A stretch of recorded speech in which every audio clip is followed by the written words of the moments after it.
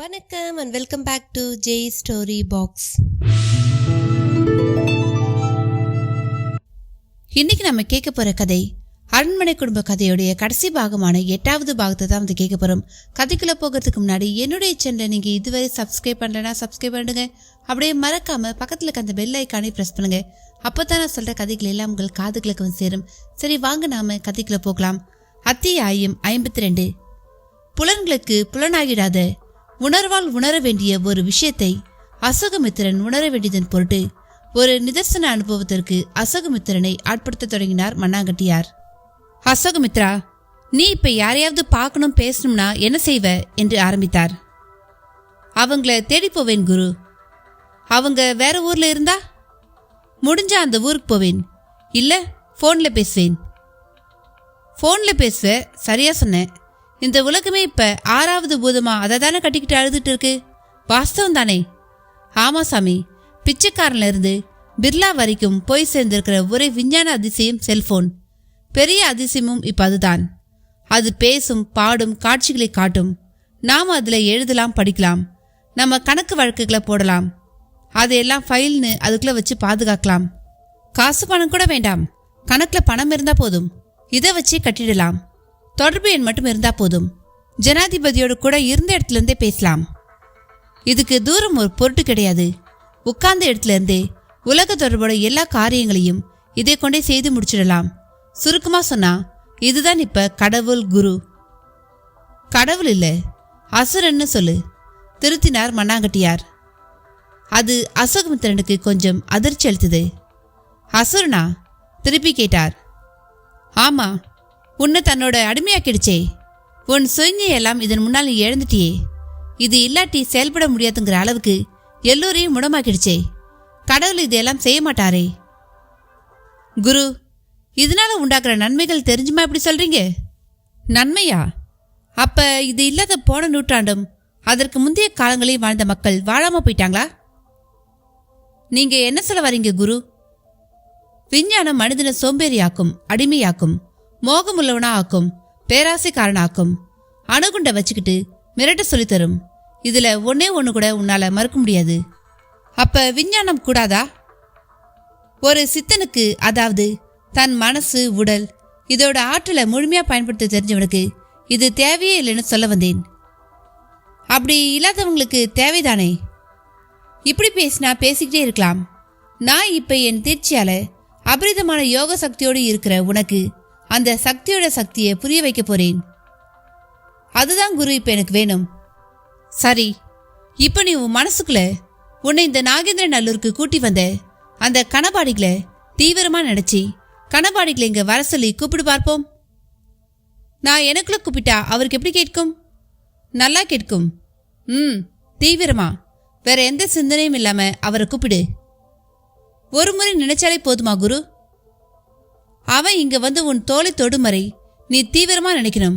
உன் தீவிரத்தை பொறுத்து அது 10 நிமிஷத்திலையும் நடக்கலாம், 10 மணி நேரமும் ஆகலாம். அவ்வளோ நேரமெல்லாம் ஆகுமா? சாமானிய மனுஷன் மாதிரி கேள்வி கேட்காத. நான் சொன்னதை மட்டும் செய். நீ இப்ப பழைய அசோகமித்திரன் இல்ல, யோக சக்தி கொண்ட ஒருவன். மண்ணாங்கட்டியார் அசோகமித்திரனை நெறிப்படுத்த அசோகமித்திரனும் அவ்வாறே கண்களை மூடி தீவிரமாக கணபாடிகளை நினைத்து அவரை அங்கு அழைத்திட அடுத்த 15வது நிமிடத்தில் கணபாடிகள் அவர்கள் இருக்கும் இடத்திற்குள் நுழைந்தபடி இருந்தார். குலசேகர ராஜாவின் குரூரம் சுந்தரவல்லியையும் தொற்றிக் கொண்டது. ரொம்ப நாளைக்கு பிறகு இப்ப தாங்க நான் ரொம்ப சந்தோஷத்துல இருக்கேன் என்றாள். இதெல்லாம் சந்தோஷம் இல்ல சுந்தரம், எல்லாம் நடந்து முடிஞ்சு நம்ம பொண்ணு அந்த அரண்மனை குடும்பத்து மருமகளா இடுப்புல சாவிக்கோத்தோட நடமாடுறத பார்க்க போறோம் பாரு, அதுதான் அசலான சந்தோஷம். ஆமாங்க, அதுதான் சந்தோஷத்துக்கெல்லாம் சந்தோஷம். இருந்தாலும் ஒரு சின்ன சந்தேகங்க. என்ன? இந்த மருந்து கொஞ்ச நாள் தான் வேலை செய்யும், அப்புறம் இது உடம்பை அப்படியே உருக்கிடும் என்று அந்த மாரப்ப வாத்தி சொன்னதா சொன்னீங்களே? புரியுது. அப்படி ஏதாவது கணேசனுக்கு ஆகி பிரச்சனை வந்துடும்னு பயப்படுறியா? அது மட்டுமில்ல, அப்ப மனசும் மாறி நம்ம பொண்ணை வெறுக்க ஆரம்பிச்சிட்டா என்னங்க பண்றது? வெறுத்தா வெறுத்துட்டு போகட்டும். அதனால சட்டப்படி சொத்துல நம்ம பொண்ணுக்கான உரிமை இல்லாம போயிடுமா? எனக்கு உன்னை பிடிக்கல, விவாகரத்து பண்றேன்னு சொன்னா அப்படியெல்லாம் நடக்காது. நாமளும் விட மாட்டோம். அவன் அப்பா அம்மாவும் விட மாட்டாங்க. இது என் சொந்த விஷயம். யாரும் தலையிட அனுமதிக்க மாட்டேன்னு சொன்னா? சுந்தரம், இப்பதான் சந்தோஷப்பட்டேன். அதை உடனே இல்லாம பண்ண பாக்குறியே, ஏன் இப்படி கேள்வியா கேட்குற? நான் என்னங்க பண்ணுவேன்? இப்படி எல்லாம் எனக்குள்ள தோணுதுங்க. சரி, என்ன பண்ணலாம்னு நீயே சொல்லு. அந்த 3 பேரை இப்ப எதுவும் பண்ணிடாதீங்க. அவங்கள காப்பாத்தி நம்ம கைக்குள்ளேயே வச்சுப்போம். பின்னால நான் நினைச்ச மாதிரி பிரச்சனை ஏதாவது வரும்பொழுது அவங்க உதவி நமக்கு தேவைப்படுங்க. நீ அப்படி யோசிக்கிறியா? ஆமாங்க, இப்ப நமக்கு தேவை 2 தான். முதல்ல அந்த ரத்தி தியா சாவு, அடுத்து நம்ம பொண்ணுக்கும் கணேசராஜாவுக்கும் கல்யாணம். மற்ற எல்லாமே அப்புறம்தாங்க. சுந்தரவலியும் தெளிவாகத்தான் பேசினாள். குலசேகர ராஜாவும் தாடியை தடவியபடியே யோசித்துவிட்டு, ரைட் சுந்தரம், நீ சொல்றதும் சரி. ஆனா இவன் பணம் கேட்பானே, அதுவும் 20 கோடியே. அதுக்கு நான் நமக்குன்னு இருக்கிற சொத்தையெல்லாம் விற்கணும். இப்பொழுதைக்கு கையில் இருக்கிறத கொடுங்க. சொத்தை வித்துதான் தரணும். தந்துடுவேன்.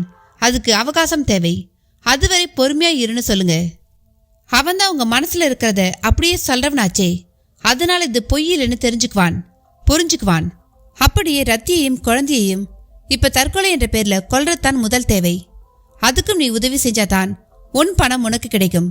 எல்லாம் நல்லபடி நடந்து கணேசன் மஞ்சு கல்யாணமும் முடிஞ்சிட்டா 20 என்ன 25 கோடி தரேன்னு அடிச்சு பேசுங்க. உங்களுக்கு சொல்லித்தரணுமா? சுந்தரவல்லி குலசேகர ராஜா போட்ட கோட்டில் ரோடே போட தொடங்கிவிட்டாள். குலசேகர ராஜாவிடமும் சற்று நேரம் பேச்சில்லை. சுந்தரவல்லி சொன்ன எதையும் மறுக்கவும் முடியவில்லை. அதே சமயம் கொல்ல கிடைத்த சந்தர்ப்பத்தை காப்பாற்றும் சந்தர்ப்பமாக மாற்றிக்கொள்வது வரமா இல்ல சாபமா என்றும் ஒரு கேள்வி அவருக்குள் ஓடியது. என்ன யோசனை? நான் சரியாதானே சொல்லியிருக்கேன்? திரும்ப நிமிண்டினாள் சுந்தரவல்லி. அது இல்ல சுந்தரம், அவங்க லுச்சா பசங்க. நம்ம ஸ்டேட்டஸ்க்கு அவங்கள நான் நேர்ல போய் பார்த்துருக்கவே கூடாது. ஆனாலும் லோக்கல் கிரிமினலுங்க. பஸ் ஸ்டாண்ட்ல மயக்கப்பொடியை தூவி கொள்ளையடிக்கிறது, இப்படி மருந்து மாயம்னு அப்பாவிங்க கிட்ட தகுடு தத்தம் பண்றதுன்னு தெரியறவங்க. இவங்க சவகாசத்துல இருந்து தப்பிச்சா போதும்னு நினைக்கிறப்ப நீ அதை நீடிக்க சொல்றியே. அதுலயும் அவங்கள கொல்றதுக்கு லட்டு மாதிரி ஒரு சான்ஸ் கிடைச்சிருக்கு. இப்ப போய் இப்படி சொல்றியேன்னு தான் யோசிக்கிறேன். இப்ப இப்படி யோசிக்கிற நீங்க அப்ப அவங்க கிட்ட போயிருக்கவே கூடாது. அதான் மருந்து மாத்திரன்னு போய் இப்ப நமக்கு சாதகமாகத்தானே எல்லாம் நடந்துட்டு இருக்கு. இன்னைக்கு ராத்திரி செகண்ட் ஷோ முடிஞ்சு வரவுமே நம்ம மஞ்சு கணேசனோட தன் முதல் ராத்திரியை முடிச்சிருவா. அவ ரூமுக்கு போவோம் வாங்க. என்னென்ன ஏற்பாடெல்லாம் பண்ணியிருக்கேன்னு பாருங்க. அந்த 11 மணி வேலையில குலசேகர ராஜாவை மஞ்சுவின் அறைக்கு அழைத்து சென்று காட்டிய பொழுது பிரமிப்பாக இருந்தது. படுக்கையில் பூக்கள் தூவப்பட்டு அறை முழுக்க ரம்யமான வாசம். பால் பழத்தட்டோடு அங்கே ஒரு திருமாங்கலை தாலிக்கொடியும் இருந்தது. என்ன சுந்தரம், தாலிக்கொடியெல்லாம் நீங்க எனக்கு கட்டினது? நான் ஒரு மஞ்சு கைத்துக்கு மாறிக்கிட்டு அதை மஞ்சுக்கு கொடுத்துட்டேன். அவசரத்துக்கு எனக்கு வேற வழி தெரியல என்றபடியே தன் கழுத்தை காட்டினாள் சுந்தரவலி. இது அப்ப கணேசன் கட்ட போறானா? ஆமாம், செகண்ட் ஷோ முடிஞ்சு வந்ததுமே அதான் நடக்க போகுது. ராத்திரி இல்லையா? ஆந்திராவில் எல்லாம் ராத்திரி 2 மணிக்கு தொடங்கி காலையில 6 மணிக்குள்ள முகூர்த்தம் பார்க்கறதான் வழக்கமாம்.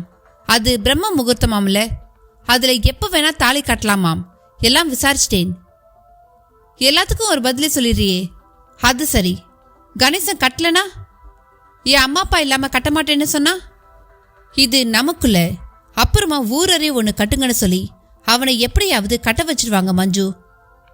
இடிக்குதே சுந்தரம், நீ ஜெட் ஸ்பீட்ல போற மாதிரி கூட தோணுது. சரியா சொன்னீங்க. அப்படி போனாதான் காரியமாகும். 6 வருஷமா ஒட்டுண்ணியால வாழ்ந்துட்டு இருக்கோம். நீங்களும் ஸ்லோ பாய்சன் அது இதுன்னு கரணம் அடிச்சு பாத்தீங்க.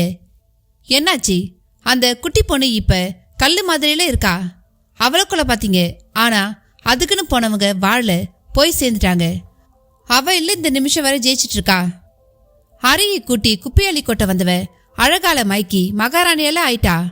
ஒரு வேலைக்காரி இவ்வளோ நாள் இந்த குடும்பத்துல வாழ்ந்ததும் தப்பு, வாழ விட்டதும் தப்புங்க. சுந்தரவல்லியிடம் அந்த அழகிய வாசம் மிகுந்த அறைக்குள் ஒரு எரிமலையே வெடிப்பதை பார்த்த குலசேகரர், சுந்தரம், நீ சொல்ற எல்லாமே ரொம்ப சரி. உன்னை நான் இவ்வளவு புத்திசாலியா இப்பதான் பாக்குறேன். நான் 8 அடி பாஞ்சா நீ 16 பாயிர என்று சற்று வழிந்தார். போதுங்க, நம்மள நம்மை பாராட்டிக்கிறதெல்லாம் அப்புறம். நான் சொன்னது ஞாபகம் இருக்கட்டும். காலையில போய் முதல் காரியமா அவங்கள காப்பாத்தி நல்ல ஆஸ்பத்திரியா பார்த்து கொண்டு போய் சேர்க்குறீங்க. அப்புறமா மற்ற விஷயம் பேசுங்க. அவங்கள காப்பாத்தினதால நிச்சயம் அவங்களும் உங்ககிட்ட கெடுபடியா நடக்க மாட்டாங்க. அப்புறம் 2 நாள்ல அந்த ரத்தியையும் அவ பொண்ணு தியாவையும் அழிச்சு ஒழிக்கிறீங்க. இதுல ஒரு நூலளவு மாற்றமும் வரக்கூடாது, ஞாபகம் வச்சுக்குங்க. அது சரி, மஞ்சு தாலியை கட்டிக்கிட்டு இந்த வீட்டில் நடமாடும் பொழுது யார் கேட்டாலும் கேட்காட்டியும் என் அக்கா கேட்பாளே, அதை யோசிச்சியா? கேட்கணுங்க. அவங்க கேட்காம யார் கேட்பா? நல்லா கேட்கணும். அப்ப உங்க மகன் தான் அச்சாரமா கட்டியிருக்கார். ஊர் அறிய உங்க ஆசீர்வாதத்தோடு ஒரு கல்யாணம் நிச்சயம் நடக்கும் அத்தன்னு இவ சொல்லுவா. அது என் அக்கா ஒத்துக்குவாங்களா? நாம எதுக்கு இருக்கோம், ஒத்துக்க வைப்போம். உங்க பையனே ஆசையா கட்டேனும் போது என் மகன் என்ன செய்ய முடியும்னு கேட்போம். கணேசன் தான் எப்பவும் தன் வழி தனி வழின்னு ரஜினி ஸ்டைல பேசுறவனாச்சே. சுந்தரம், நீ சொல்ற எல்லாமே சரியாவும் இருக்கு. கூடவே இதெல்லாம் நாம நினைச்சபடியே நடந்து முடியுமானும் இருக்கு. சரி, இதை விட ஒரு சரியான வழிய நீங்க தான் இப்ப காட்டுங்களேன். இவ்வாறு சுந்தரவழி கூறிய பிறகு குலசேகரரிடம் ஒரு திருதிருவென்று விழிப்பு. என்ன யோசனை? ஒண்ணுமில்ல, வேற வழியை யோசிக்கிறேன். நான் யோசிச்சு முடிச்சிட்டேன். இது நாள் வரை நான் உங்க பேச்சு கேட்டல, இப்ப நீங்க என் பேச்சு கேளுங்க. போங்க, போய் ஆக வேண்டியதை பாருங்க. உங்க அக்கா மாமா எல்லோரையும் நான் சமாளிச்சிடறேன். அது மட்டுமில்ல, இந்த கட்டிக்கிட்ட தாலியோடு மஞ்சு ஏற்காடு போய் அந்த வேலைக்காரிக்கிட்ட என்னை ஆசீர்வாதம் பண்ணு அவ காலையும் விழப்போறா. அப்ப அவளுக்கு எப்படி இருக்கும்னு யோசிச்சு பாருங்க. புரியுது. அந்த அதிர்ச்சியில தான் அவ கிணத்துல குதிச்சு தற்கொலை செய்துக்க போறா. ஐ மீன், நாம அவளை தள்ளிவிட்டு கொல்ல போறோம், சரிதானே? அவ்வளோதான், அவ்வளவேதான். முதல்ல நீங்க இந்த 3 பேரை நல்ல ஆஸ்பத்திரியில சேர்த்து உங்க கட்டுப்பாட்டுக்கு கொண்டு வந்துருங்க. மிச்சத்தை நான் பாத்துக்கிறேன். இப்ப நாம இந்த இடத்த விட்டு நம்ம அறைக்கு போகலாமா? கண் சிமிட்டியபடியே சுந்தரவழி கேட்டிட குலசேகர ராஜாவும் அவளை இறுக்கமாய் அணைத்தபடி நடக்க தொடங்கினார். அந்த அறைக்குள் செகண்ட் ஷோ பார்த்துவிட்டு கணேசராஜாவும் மஞ்சுவும் வந்தபொழுது எல்லாம் தயாரா இருக்க கணேசராஜா திகைத்து போனான். என்ன மஞ்சு இது, ஏதோ முதலிரவு அறைக்குள்ள நுழைஞ்ச மாதிரி இருக்கே என்று கேட்டபடி ஒரு சோஃபாவில் அமர்ந்தான். ஆமா தான், இது இப்ப முதலிரவு அறைதான். அதாவது நமக்கான முதலிரவு அறை இது. என்ன உளற மஞ்சு? உளறேனா? சாரி, என்ன சொல்ற? அதான் சொன்னேனே, இன்னைக்கு நமக்கு முதலிரவு. என்ன அவசரம் மஞ்சு? இதெல்லாம் கல்யாணத்துக்கு பிறகு நடக்க வேண்டிய புனிதமான விஷயம். You are right. இப்ப நமக்கு கல்யாணமும் ஆக போகுது. என்ன உளற? உளறேனா? நானா? உங்க மஞ்சு உளறேனா? சாரி சாரி, தப்பா சொல்லிட்டேன். இல்ல, இப்படி யாரும் இல்லாத ராத்திரிலையா கல்யாணம்? அதான் கேட்டேன். லுக், என் ஜாதகப்படி இன்னும் சில நாட்கள்ல கல்யாணம் நடக்கலனா அப்புறம் எப்பவும் நடக்காதாம். அதான் அம்மா இந்த ஏற்பாடு செய்திருக்காங்க. ஆந்திராவில் எல்லாம் ராத்திரி, ஐ மீன் இப்ப மணி என்ன 2 ஆகுதா? இப்பதான் மணவரையில எல்லா சடங்கும் தொடங்குமாம். அது சரி, நம்ம சம்பிரதாயம் வேற இல்ல. என்னத்தான் இப்படி கேள்வியா கேக்குறீங்க? நான் உங்களுக்கு வேணுமா வேணாமா? கேட்டபடியே மேலாக்கே நழுவ விட்டபடியே அப்படியே அவன் மேல் சாய்ந்தாள். அவனுக்குள் ஒரு கிளர்ச்சியை ஏற்படுத்தினாள் மஞ்சு. அவனும் மயங்க தொடங்கினான். சொல்லுங்க, நான் வேணுமா வேண்டாமா என்று அப்பொழுது குழைந்தும் பேசினாள். வேணும் மஞ்சு, நீ என் உயிர், நீதான் இனி என் உலகம். அவனும் பதிலுக்கு குழைந்தான், சொக்கவும் செய்தான். அப்ப தாலியை கட்டுங்க, அப்புறமா என்னை கட்டிப்பிடிச்சு உங்க இஷ்டப்படி நடங்க. அடுத்த மாசம் நான் தூரம் குளிக்க கூடாதான், புரியுதா? கண்களை சுழட்டியபடியே வெட்க குழைச்சலோடு கேட்டாள். கற்றேன் மஞ்சு, கற்றேன். அதுக்கு முந்தி ஒரு விஷயம் மட்டும் ஊர்த்துது. என்ன? சலித்தபடி விலகி கொண்டே கேட்டாள். இல்ல, ரத்தியும் தியாவும் காலையில் இது தெரிஞ்சு போலீஸ்க்கு போய் கம்ப்ளைண்ட் ஃபைல் பண்ணிட்டா மானம் போயிடுமே. அப்படியா? என்ன அப்படியான்னு சாதாரணமா கேக்குற? ரத்தி இப்ப வேலைக்காரி ரத்தி கிடையாது. லேப்டாப் எல்லாம் ஆப்ரேட் பண்ணுவா. இன்ஃபேக்ட் இங்கிலீஷும் நல்லா பேசுவா, படிப்பா, சொல்லி கொடுத்துருக்கேனே. No problem. எதை வச்சு சொல்ற? அவளை என் அப்பா, ஐ மீன் உங்க மாமா பார்த்துப்பார். அதான் எப்படின்னு கேட்கிறேன். சொல்றேன், முதல்ல தாலியை கட்டுங்க. மஞ்சு அந்த தாலி கொடியினை கையில் எடுத்தாள். அத்தியாயம் 53. மண்ணாங்கட்டியாரும் அசோகமித்திரனும் இருந்த இடத்திற்குள் நுழைந்திருந்த கனபாடிகள் மண்ணாங்கட்டியாரை பார்த்து வணங்கிவிட்டு அசோகமித்திரனின் தோளை தொட்டார். அதனால் கண் மலர்ந்த அசோகமித்திரன் கனபாடிகளை பார்க்கவும் விழிகளை விரித்தார். சாமி வந்துட்டீங்களா? அதான் பாக்குறேளே, என்னமோ தெரியல, ஒரு 15 நிமிஷமா உங்க ஞாபகம்தான். கோவில்ல என்னை விட்டுட்டு போன நீங்க எங்கே போனேலோ என்ன ஆனேலோன்னு ஒரே பதட்டம். அதான் தேடிண்டு அப்படியே வந்தேன். இங்க உங்களை பார்த்துட்டேன். அப்படியே மண்ணாங்கட்டியார் தரிசனமும் வாச்சுது. நான் செஞ்ச பாக்கியம் இது. கனபாடிகளிடம் முறுக்கம். அசோகமித்திரனோ மண்ணாங்கட்டியாரை பிரமிப்பு குன்றாமல் பார்த்து, குரு, மனசக்தியோட ஆற்றல நீங்க எனக்கு நிதர்சனமா உணர்த்திட்டீங்க. இந்த ஆற்றல் முன்னால செல்போன் எல்லாம் ஒண்ணுமே இல்லைன்னு புரிஞ்சு போச்சு என்றார். சிரித்த மண்ணாங்கட்டியார், ஒரு சித்தன் வரையில இது ரொம்ப சாதாரண விஷயம் அசோகமித்ரா. இதெல்லாம் பெருசா நினைக்கிற அளவுக்கு இன்றைய வாழ்க்கை முறையில விஞ்ஞானம் மனுஷனை செயலற்றவனா ஆக்கிடுச்சு. சௌகரியம் என்ற பேரால சுயநலத்தோட உச்சத்துக்கே போயிட்டோம். ஒரு 100 அடி தூரம் நடக்க கூட வாகனத்தை எதிர்பார்க்க தொடங்கிட்டோம். போகட்டும். ஐயரே, ஏன் நிக்கிறீங்க? உட்காருங்க. மண்ணாங்கட்டியார் கனபாடிகளை அமர சொல்ல கனபாடிகளும் அமர்ந்தவராக, உங்களை இப்ப நான் தரிசிப்பேன்னு எதிர்பார்க்கல. உங்க ஸ்தூலம் வஜ்ரமா அப்படியே இருக்கு. பல வருஷங்கள் முன்னால ஜீவ சமாதியானப்ப இருந்த மாதிரியே அப்படியே இருக்கேள். எனக்கு தெரிஞ்ச வரையில சதாசிவ பிரம்மேந்திரர் உடம்பை தன் முழு கட்டுப்பாட்டுல வச்சிருந்ததா கேள்விப்பட்டிருக்கேன். அவர் தியானிக்கும் பொழுது வெள்ளம் வந்து அடிச்சுண்டு போய் உடம்பும் புதஞ்சு போன நிலையில் பல காலம் கழிஞ்சி அவர் புதஞ்ச இடத்தை தோண்டினப்ப அவர் அப்பவும் அப்படியே தியான நிலையில ஜீவனோட இருந்ததா சொல்வா. இப்ப இத சொன்னா ஃபேண்டசி இல்லூஷன் சொல்லி கேலி செய்வா. நானும் அதை முழுமையா நம்பினவன் கிடையாது. ஆனா இப்ப உங்களை பார்க்கும்பொழுது அதுவும் உண்மையா இருக்க வாய்ப்பு இருக்கிறதா நினைக்கிறேன் என்று ஒரு நெடிய பேச்சு பேசினார். பிரம்மேந்திரன் பத்தி மட்டும் தான் உனக்கு தெரியும். அல்லமன்னு ஒரு பராபரன் இருந்தான். அவன் உடம்பு அவன் சொன்னபடி எல்லாம் கேட்கும். அஷ்ட சித்திகளை அவன் தனக்குள்ள மூட்டை கட்டியே வச்சிருந்தான்.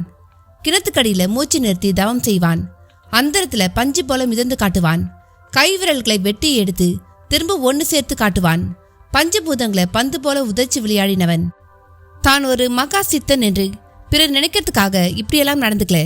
ஒரு மனிதன் நினைச்சா இதெல்லாம் உடம்பளவுல சாத்தியம்னு இந்த உலகத்துக்கு தெரியணும்ன்றதுக்காக இதை செய்து காட்டினான் என்ற மண்ணாங்கட்டியார், ஐயரே, அசோகமித்திரன் இப்ப ஒரு யோகி. உங்களால இவன் இப்படி ஆகணும்னு இருக்கு. என் சக்தியில 3/4 வீசம் இப்ப இவன் கிட்டதான் இருக்கு. இவனாலையும் இப்ப இந்த உடம்பை ஆட்டி வைக்க முடியும். கொஞ்சம் சிரமப்பட்டா உயிர் காத்த பிரிச்சு இன்னொரு உடம்புக்குள்ளையும் புகுத்தி அந்த உடம்போட நடமாட முடியும். குறிப்பா இன்னொரு உடம்புனும் பொழுது சர்வத்தோட உடம்புக்குள்ள புகுவது ரொம்பவே சுலபம். அது ஏன், எதனால, எப்படின்னு நீங்க படிச்ச வேதத்துல எங்கேயாவது சொல்லியிருக்கா? அசோகமித்திரன் எதற்காக நாகேந்திர நல்லூர் நோக்கி வந்தாரோ அதற்கான களத்தை தொட்டு மண்ணாங்கட்டியார் கேட்டிட கனபாடிகளிடம் பதிலுக்கு அதிர்வு, ஆச்சரியம், பிரமிப்பு என்று எல்லாம். மஞ்சு தாலிக்கொடியை கையில் எடுத்த வேகமும் கணேசராஜா கையில் அதை திணித்த விதமும் மிக ஆவேசமாக இருந்தது. கணேசனிடம் ஒருவித குழப்பம். என்னத்தான், என்ன யோசனை? ஒண்ணுமில்ல, ரத்திய நினைச்சாதான் தயக்கமாயிருக்கு. உனக்கு ஒண்ணு தெரியுமா? இந்த MP அருணாச்சலம் இருக்கானே, அவனும் இப்ப என்னையே குறி வச்சு சுத்திக்கிட்டு இருக்கான். என் இமேஜை கெடுக்கிறதான் இப்ப அவனோட டார்கெட். கொஞ்சம் யோசி. நான் உனக்கு இப்ப தாலி கட்ட போற விஷயம் நாளைக்கே அவனுக்கு தெரிஞ்சா அது அல்வா சாப்பிட்ட மாதிரி ஆயிடும் இல்லையா? கணேசன் மஞ்சுவை பார்த்து கேட்ட விதமும் சொன்ன விஷயமும் அவளை சற்று யோசிக்க வைத்தது. அதனால தான் மஞ்சு, நான் யோசிக்கிறேன். அது மட்டுமில்ல, ரத்தி நீ நினைக்கிற மாதிரி இல்ல. அவளை சமாளிக்கிறதும் ரொம்ப கஷ்டம். இல்லைனா தான் அவளை நான் அவ ஊரான நாக்பூருக்கே அனுப்பியிருப்பேனே. நான் எதுக்கு ஏற்காடு அனுப்பியிருக்கேன் தெரியுமா என்று ஒரு கேள்வியில் மஞ்சுவை தேக்கிய கணேசன், ரத்தியையும் தியாவையும் ஏற்காடுல கொல்றதுக்கு 2 தடவை முயற்சி நடந்திருக்கு. ஆனா அதுல அவங்க எப்படியோ தப்பிச்சிட்டாங்க. அந்த முயற்சியை செய்தது இந்த அருணாச்சலம் என்று கேள்விப்பட்டேன். அருணாச்சலம் உண்மையில என்னையும் போட்டு தள்ள திட்டம் போட்டிருக்கான். இப்ப சொல்லு, நாளைக்கே அவனால எனக்கு ஒண்ணுனா உன் நிலை என்னாகும் யோசிச்சியா? மஞ்சு தந்த தாலியை கையில் வைத்து சுழற்றியபடியே கேட்ட கணேசனை மஞ்சுவும் மலங்க மலங்க பார்த்தாள். தன் தகப்பன் செய்த முயற்சி அருணாச்சலம் பக்கம் திரும்பி விட்டதை உணர்ந்தவள் அவன் கேள்விக்கு என்ன பதில் சொல்வது என்று தெரியாமல் சற்று குழம்பவும் செய்தாள். என்ன மஞ்சு, கேட்கிறேன்ல, பதில் சொல்லு. அது அத்தான் பாத்தியா, அது இருக்கிற இந்த அருணாச்சலத்தை நான் கையும் களமா பிடிக்க ஏற்பாடு பண்ணிக்கிட்டு இருக்கேன். அதுவரை நீ கொஞ்சம் பொறுமையா இருக்கிறது நல்லது. இல்லத்தான், அது எது நான் உன் நல்லதுக்கு தான் சொல்றேன். இன்ஃபேக்ட் அவன் ரத்தி தியாவை கூட கொல்லட்டும். அவன் அப்படி கொலை செய்யணும். அப்புறம் என்கிட்டயும் வருவான். அப்பா அவனை கையும் களவுமா பிடிக்கணும். இதுதான் என் திட்டம். அப்படி மட்டும் நடந்துட்டா ஒரு கல்லுல 2 மாங்கா. உனக்கான போட்டியும் காலி, எனக்கான போட்டியும் காலி. நான் சொல்றது புரியுதா? கண்களில் ஆசை மின்ன கணேசன் கேட்ட விதம் மஞ்சுவை சற்று உசுப்பியது. வாயை திறந்து பேசு மஞ்சு. நமக்கு இப்ப 2 எதிரிகள். ஒன்னு ரத்தி, அடுத்து அருணாச்சலம். இவங்களை வச்சுக்கிட்டு நான் உன் கழுத்துல தாலியை கட்டினேன்னு வை, அது எனக்கு நானே குழியை தோண்டிக்கிற மாதிரி. இதுக்கு மேல உனக்கு விளக்கம் தேவையில்லைன்னு நினைக்கிறேன் என்று தாலி கட்ட மறுத்தவனை ஒரு மாதிரி பார்த்த மஞ்சு, நீ நினைப்பது போல் அருணாச்சலம் காரணமில்ல, எல்லாம் என் அப்பாவின் வேலைதான் என்று சொல்ல நினைத்து பின் சொல்லாமல் தனக்குள் அடக்கிக் கொண்டாள். சரி மஞ்சு, நான் நிறைய பேசிட்டேன். I am so tired. நான் படுத்துக்கிறேன், நீயும் படு. ஒன்று மட்டும் உறுதி, இந்த பிரச்சனையெல்லாம் கொஞ்ச நாளைக்கு தான். அதற்கு பிறகு நான் உன்னை ஊரறிய கல்யாணம் பண்ணிக்க போறதும் உறுதி. அதுவரை நீ பொறுமையா இருந்துதான் தீரணும். எப்படியும் அந்த அருணாச்சலம் ரத்தி தியாவை இந்த தடவை போட்டு தள்ளிடுவான் பாரு, அதுதான் நமக்கு முதல் ரிலீஃப் என்றபடியே கட்டிலில் இருந்த தலையணையை எடுத்து சற்று தள்ளி கிடந்த சோஃபாவில் போட்டு அப்படியே கால் நீட்டி படுக்க தொடங்கினான் கணேசன். படுத்த வேகத்தில் தூங்கியும் விட்டான். ஆனால் மஞ்சுவிடம் தூக்கமே இல்லை. நினைத்தபடி எதுவும் நடக்கவில்லை. அவளுக்குள் சலிப்பும் கோபமும் பீரிட்டது. அதோடு மெல்ல அந்த அறையை விட்டு பூனை போல் வெளியேறியவள் தன் தாய் தகப்பனின் அறை முன் போய் நின்று மெல்ல கதவை தட்டினாள். அதுவும் திறந்து கொண்டது. திறந்தவள் சுந்தரவலி. கதவு திறந்த வேகத்தில் உள்நுழைந்த மஞ்சு கதவை வேகமாக சாத்திவிட்டு ஒரு பெருமூச்சு விட்டாள். என்ன மஞ்சு, என்னாச்சு? இப்படி திடுதிப்புன்னு வந்து நிற்கிற என்று சுந்தரவலியும் பதைப்பாக கேட்க சப்தம் குலசேகர ராஜாவையும் எழுப்பி விட்டிருந்தது. மஞ்சுவும் மெல்லிய குரலில் நடந்து முடிந்த சகலத்தையும் சொல்லி முடித்தாள். ஓ, விஷயம் இப்படி திரும்பிடுச்சா? அடக்கர்மமே என்று தலையில் எடுத்துக் கொண்டாள் சுந்தரவல்லி. ஆமாமா, இந்த அருணாச்சலம் இப்படி வில்லனாவான் என்று நான் கற்பனை கூட செய்யலமா. அந்த ஆள் இல்லைன்னு சொல்ல வாய் வரல. அப்புறம் அப்பா இல்ல வில்லன் ஆகிடுவாரு. ஆமாமா, நல்ல வேலை நீ சொல்லல. போகட்டும் விடு. ஆமா, அருணாச்சலம் தான் பொண்டாடி பிள்ளையை போட்டு தள்ளிடுவான்னு கணேசன் உறுதியா நம்புறானா? குலசேகர ராஜா இடைவெட்டி கேள்வி கேட்டார். ஆமாம்பா, அவங்கள அவன் கொன்னுட்டு தன்னையும் கொல்ல வரும்பொழுது அத்தான் அவனை பிடிச்சிட்டு வாராம். அப்படியெல்லாம் நடந்தா தானே பிடிக்க. ஆமாப்பா, நீ எதையும் நினைச்சு பண்ணது இப்ப இப்படி திரும்பி நிக்குதுப்பா. இல்லைனா இந்நேரம் நான் தாலியை கட்டிக்கிட்டு என் முதலறவே முடிச்சிருப்பேன் என்று சற்று சிடுசிடுத்தாள் மஞ்சு. கவலையே படாத, இப்போ எதுவும் கெட்டு போயில்ல. எப்போ அவங்க 2 பேரும் சாகணும் என்று அவங்களை ஏற்பாடு அனுப்பியிருக்கிறதா கணேசன் சொல்லியிருக்கானோ அது போதும் எனக்கு. நாளைக்கு அவங்க கதையை நான் முடிக்கிறேன். கணேசனையும் கொல்ற மாதிரி ஒரு சீனை நான் கிரியேட் பண்றேன். அதுல அந்த அருணாச்சலம் சிக்கி திணறட்டும். நமக்கு அந்த ரத்தி தியாங்கிற 2 சனியன்களும் முதல்ல ஒழிஞ்சா போதும். அப்ப எல்லாம் நமக்கு சாதகமா தானேங்க இருக்கு. அதுல என்ன சுந்தரம் சந்தேகம்? அருணாச்சலம் பக்கம் எல்லாம் திரும்பி அவன் MP வாழ்க்கையே க்ளோஸ் ஆகணும் என்ற தானே சுந்தரம் என் திட்டம். நான் போட்ட பிளான் கணக்கச்சிதமா சரியான திசையில தான் போய்கிட்டு இருக்கு. என் வலையில எல்லா விதத்திலையும் கணேசன் விழுந்துட்டான். இது போதும் எனக்கு என்று கையை சொடக்கி கொண்டார் குலசேகர ராஜா. ஆனாலும் மஞ்சு முகத்தில் ஒருவித இறுக்கம். என்னடி, அப்பா இவ்ளோ சொல்லியும் உனக்கு சமாதானம் ஆகலையா என்று சுந்தரவலியும் சரியாக கேட்டாள். ஆமாமா, இப்படி ஒரு ராத்திரி அடுத்து எப்போ வருமோ நான் விட்டுட்டேமா. விடல, தள்ளி போயிருக்கு, அவ்வளோதான். நான் எவ்வளோ கனவுல இருந்தேன் தெரியுமா? மஞ்சுவின் விழிகள் கொப்பளிக்கவும் தொடங்கிவிட்டன. அழுவரியா? நோனோ, அதான் அப்பா சொன்னாரே எல்லாம் சரியான திசையில போய்கிட்டு இருக்குன்னு. கவலையே படாத. அப்பா வார்த்தையில சொன்னா மட்டும் போதாதுமா, எல்லாம் கணக்கச்சிதமா நடக்கணும் இல்ல என்று ஒரு மாதிரி குரூர குரலில் இழுத்தவளை குலசேகர ராஜாவே சற்று பயத்தோடு பார்த்தார். நீ டென்ஷன் ஆகாத மஞ்சு, நிச்சயம் நினைச்சபடியே எல்லாம் நடக்கும் என்ற சுந்தரவலி. என்னங்க, நாளைக்கு இந்த வீடு இழவு வீடா இருந்தே தீரணும். ரத்தி தியா 2 பேர் உடம்பும் ஆஸ்பத்திரியில போஸ்ட்மார்ட்டம் ரூம்ல கிடக்கணும், ஞாபகம் வச்சுக்குங்க என்று தன் பங்குக்கும் சுருதி சேர்த்தாள். கிடக்கும் சுந்தரம், நிச்சயம் கிடக்கும். இந்த தடவை நான் ஸ்லிப்பாகவே மாட்டேன், வேணா பார் என்று குலசேகர ராஜா சொன்ன விதத்திலும் ஒரு அசாத்திய கடுமை. பொழுது விடிந்து பொலப்பல என்று சூரிய கதிர் ஜன்னல் கண்ணாடி வழியே பாய்ந்த பொழுது மணி 7. பங்கஜம் கையில் காஃபியோடு ரத்தியின் அறைக்குள் நுழையவும் ரத்தி குளித்து முடித்து நெற்றியில் விபூதி குங்குமம் துலங்க அமர்ந்திருந்தாள். அம்மா, குளிச்சு ரெடி ஆயிட்டீங்களா? ஆமா பங்கஜம், எப்போ விடியும்னே தூங்காம உட்கார்ந்திருந்தேன். முதல்ல காஃபியை குடிங்கம்மா, பாப்பா தூங்கிட்டு இருக்கா போல இருக்கு. ஆமாம், அவ நிம்மதியா தூங்கட்டும், நாம மட்டும் போய் பூபால்தாஸ் சாமியை பார்த்துட்டு வந்துடுவோம். நான் கூட ஆட்டோக்காரனுக்கு ராத்திரியே ஃபோன் பண்ணி சொல்லிட்டேமா, இப்போ வந்துடுவான். சொல்லும்பொழுதே ஆட்டோ வரும் அரவம் கேட்டது. வந்துட்டாமா, நான் போய் என் புருஷன்கிட்ட சொல்லிட்டு வந்துடுறேன் என்ற பங்கஜம் வேகமாக சென்று அதே வேகத்தில் முந்தானியை இடுப்பில் சொருகி கொண்டு திரும்பி வந்தாள். போலாமாமா? போலாம். நாச்சி முத்துவ இங்க தியா பக்கத்திலே இருக்க சொல்லிட்டு தானே என்னும்பொழுதே நாச்சி முத்துவும் எதிரில் வந்தவனாக, நீங்க போயிட்டு வாங்கம்மா, பாப்பாவுக்கு நான் பொறுப்பு என்றான். ரத்தியும் ஒரு குறுஞ்சிரிப்போடு கிளம்பினாள். சேட் பங்களா முன் ஆட்டோவிலிருந்து உதிர்ந்து இருவரும் சென்றபொழுது பெரிதாக கூட்டமில்லை. யாரோ ஒருவர் ரத்தி பங்கஜம் இருவரையும் பார்த்துவிட்டு அருகில் வந்தவராய், அரண்மனை குடும்பம் தானே நீங்க என்று கேட்டார். ரத்தியின் தலை வேகமாய் ஆமோதித்தது. சாமி நீங்க வருவீங்கன்னு சொன்னார், வந்தா கூட்டிக்கிட்டும் வர சொன்னார். ரொம்ப சந்தோஷம். நாங்க வரப்போறது அவருக்கு தெரிஞ்சிருக்கிறது என்பது எனக்கு ஒரு நம்பிக்கையை தருது. அதான் சாமி. சரி வாங்க. அவர் அந்த சேட் பங்களாவை விட்டு வெளியேறி நடக்க தொடங்கினார். ஆமா, எங்க போறோம் இப்ப? சாமி இந்த பங்களாவில் இல்ல, காட்டுக்குள்ள இருக்கார். காட்டுக்குள்ளையா? ஆமாம், கொஞ்சம் நடக்கணும். நடந்துடுவீங்க தானே? தாராளமா. சாமியை பார்த்தா போதும் எனக்கு. அப்ப என் பின்னாலேயே வாங்க என்றவர் எஸ்டேட் ஒன்றின் காப்பி தோட்டத்துக்குள் புகுந்து நடந்தார். காப்பி செடியில் காப்பிக்கொட்டைக்கான காய்கள் சூழ் பிடித்து கொத்து கொத்தாய் காய்த்திருந்தன. மெல்லிய பனிப்போர்வை ஒரு வெண்சால்வியை போத்தினார் போல் அந்த எஸ்டேட் முழுக்க போத்தியிருந்தது. குளிரும் காது மடலில் குறுகுறுத்து இரு கரங்களையும் முறுக்கி கொலை செய்தது. ஒரு கட்டத்தில் காப்பி எஸ்டேட் முடிந்து மலைச்சரிவும் வன இலாகாவின் ஆளுகைக்கு உட்பட்ட பகுதியும் வந்து அடர்வான புதர்கள் மரங்கள் என்று நடக்கவே சிரமமாக இருந்தது. ஆங்காங்கே வன இலாகாவின் எச்சரிக்கை பெயர் பலகைகள். இங்கே வேட்டையாடக்கூடாது, மரம் வெட்டினால் அபராதமுடன் தண்டனை என்கிற மாதிரி வாசகங்கள். ஒரு குறிப்பிட்ட இடத்திலிருந்து பார்த்தபொழுது தர்மபுரி தோப்பூர் வனப்பகுதி தெரிந்தது. அங்கிருந்து யானைகள் சர்வசாதாரணமாக வந்து செல்லும். ஆங்காங்கே யானைச்சாடம் கிடந்து அவரின் நடமாட்டத்தை நிரூபித்தன.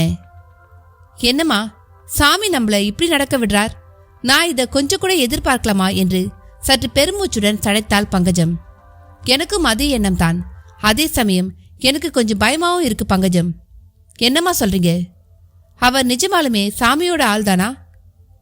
ஏமா, அதுலேயே இப்போ உங்களுக்கு சந்தேகமா என்று பங்கஜம் கேட்ட அந்த நொடிகளில் ஒரு பாறை மேல் பூபால்தாஸ் சாமியார் தன் வெண்ணிற உடுப்போடு அமர்ந்திருப்பது தெரிந்தது. அதோ சாமி என்று பார்த்து சப்தமான குரல் எடுத்தாள் பங்கஜம். ஆமாம், அப்பாடா, இப்பதான் நிம்மதியாய் இருக்கு என்ற ரத்தி வேகமாக சென்று அவர் முன் நின்று கைகளை கூப்பி நமஸ்தே ஜி என்றால் கண்கள் கொப்பளிக்க. வந்துட்டியா? வந்துட்டேன் ஜி, உங்களையும் பார்த்துட்டேன். பதட்டப்படாதே, காரணமாத்தான் நான் இங்க வந்து உன்னையும் கூட்டி வர சொன்னேன். கொஞ்சம் அந்த பக்கமா போய் அதோ அந்த பாறை மேலே ஏறி நின்று கீழே பார் என்றார். பதிலுக்கு சற்று வெறித்த ரத்தி பின் அவர் சொன்னபடி அந்த பாறை மேல் ஏறி நின்று குனிந்து கீழே பார்த்தபொழுது ஒரு 50 அடி பள்ளத்தில் மாரப்ப வாத்தி, போதிமுத்து, ஜல்லி என்று 3 பேரும் இரத்த திப்பிகளோடு கண்ணில் பட்டனர். அத்தியாயம் 54. மண்ணாங்கட்டியாரின் கேள்விக்கு கணபாடிகள் தனக்கு தெரிந்த பதிலை கூற தொடங்கினார். தனக்கான உயிர் மூச்சை பிரிச்சு அதை இன்னொரு உடம்புக்குள்ள புகுத்தி அந்த உடம்பை உயிர்ப்பிக்க செய்து பின் அந்த உடல் மூலமா நடமாடுற விஷயங்கள் வேதத்திலேயோ இல்ல புராணங்களையோ எனக்கு தெரிஞ்சு இல்ல. ஆதிசங்கரர் கூடு விட்டு கூடு பாஞ்சிருக்கார். ஆனா சர்ப சம்பந்தமான விஷயங்கள் நிறையவே உண்டு. 14 உலகங்கள்னு ஒரு வரிசை உண்டு. அதல, விதல, சுதல, தலாதல, மகாதல, பாதால, ரசாதலடு கீழே 7 லோகங்கள். பூ, புவர், சுவர், மகர், ஜனோ, தபா, சத்தியலோக என்று மேலே 7 லோகங்கள். இதே போல மனுஷ்ய, தேவ, அசுர, கந்தர்வ, யட்ச, வானர, நாக இனம்னு 7 இனம் உண்டு. அதுல நாக இனத்தை சார்ந்தவளால மனுஷ ரூபமும் எடுக்க முடியுங்கிறது அவளுக்கான விசேஷ சக்தி. மகாபாரத் அபிமன்யோட பேரன் பரிச்சித்துங்கிற ராஜாவை அப்படித்தான் தட்சன் என்கிற நாக இனத்தவன் தன் பாம்பு உருவத்துல வந்து பூமாலையில ஒளிஞ்சிருந்து அந்த பூமாலைய பரிச்சித்து கழுத்துல போட்டப்ப கழுத்து பாகத்தை கடிச்சு அதனால விஷம் பாஞ்சி பரிச்சித்து இருந்ததா புராண கதை உண்டு. சொல்லப்போனா நாக சம்பந்தம் இல்லாத புராணமே இல்லைன்னு சொல்லலாம். வானர சம்பந்தம் ராமாயணத்தோட சரி, யட்ச கந்தர்வ சம்பந்தம் மகாபாரத்தோட சரி, அசுர சம்பந்தங்களும் சில புராணங்களோட சரி, நாக சம்பந்தம் மட்டும் எல்லா வேத இதிகாச புராணங்களையும் இருக்கு. அது மட்டும் இல்ல, எந்த தெய்வத்தோட சிலாரூபமும் நாக தொடர்பு இல்லாம இல்ல. விஷ்ணுனா ஆதிசேஷன், சிவன்னா வாசுகி, அம்பாள்னா கார்கோடகி, விநாயகர்னா பூணல் வடிவத்துல அனந்தன், முருகன்னா காலடியில குளிகன்னு நாகங்கள் இவர்களோட சேர்ந்தே இருக்கு.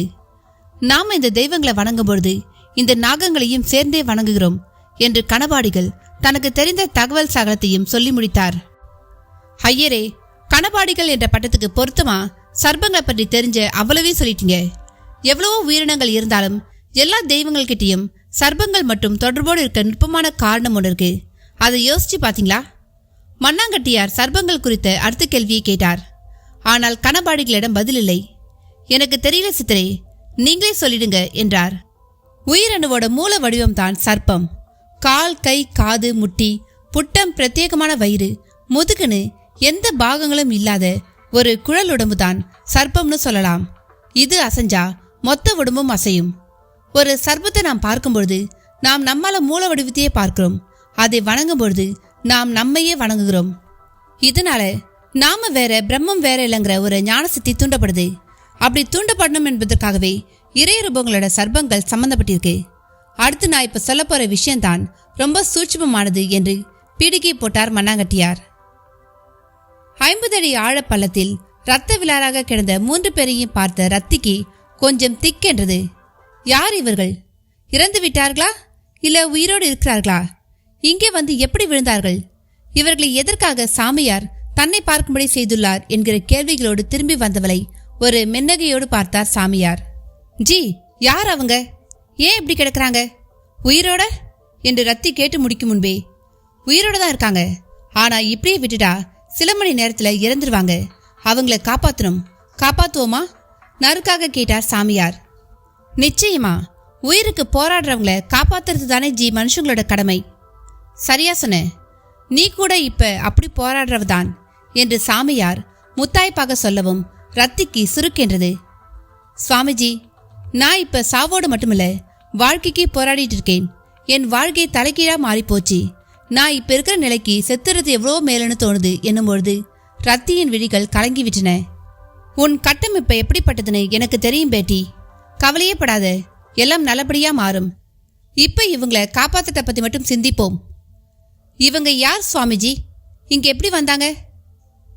விதி இவங்களை யானை ரூபத்துல துரத்துச்சு. அப்ப இந்த பள்ளத்துக்குள்ள விழுந்து இப்படி ஆயிட்டாங்க. உன் கையால இவங்களை காப்பாத்து. எந்த ஒரு செயலுக்கும் ஒரு பதில் விளைவு உண்டு. உனக்கும் இவங்க தான் பதிலாக போறாங்க. அது எப்படி? பேசுறதுக்கான நேரமோ இடமோ இது இல்ல. முதல்ல இவங்களை காப்பாத்துவோம். உனக்கு என் உதவியாளன் உதவி செய்வான் என்று சாமியார் ரத்தியையும் பங்கஜத்தையும் அழைத்து வந்த அவர் உதவியாளன் ராம்சிங் என்பவனை பார்த்தார். ராம்சிங் வேகமாக அந்த பள்ளத்தில் இறங்கி அவர்கள் இப்பொழுது இருக்கும் நிலையை அறிய தயாரானான். ஓரிடத்தில் பல மீட்டர் நீளமுள்ள நைலான் கயிறு வடமாக சுருண்ட நிலையில் கிடந்தது.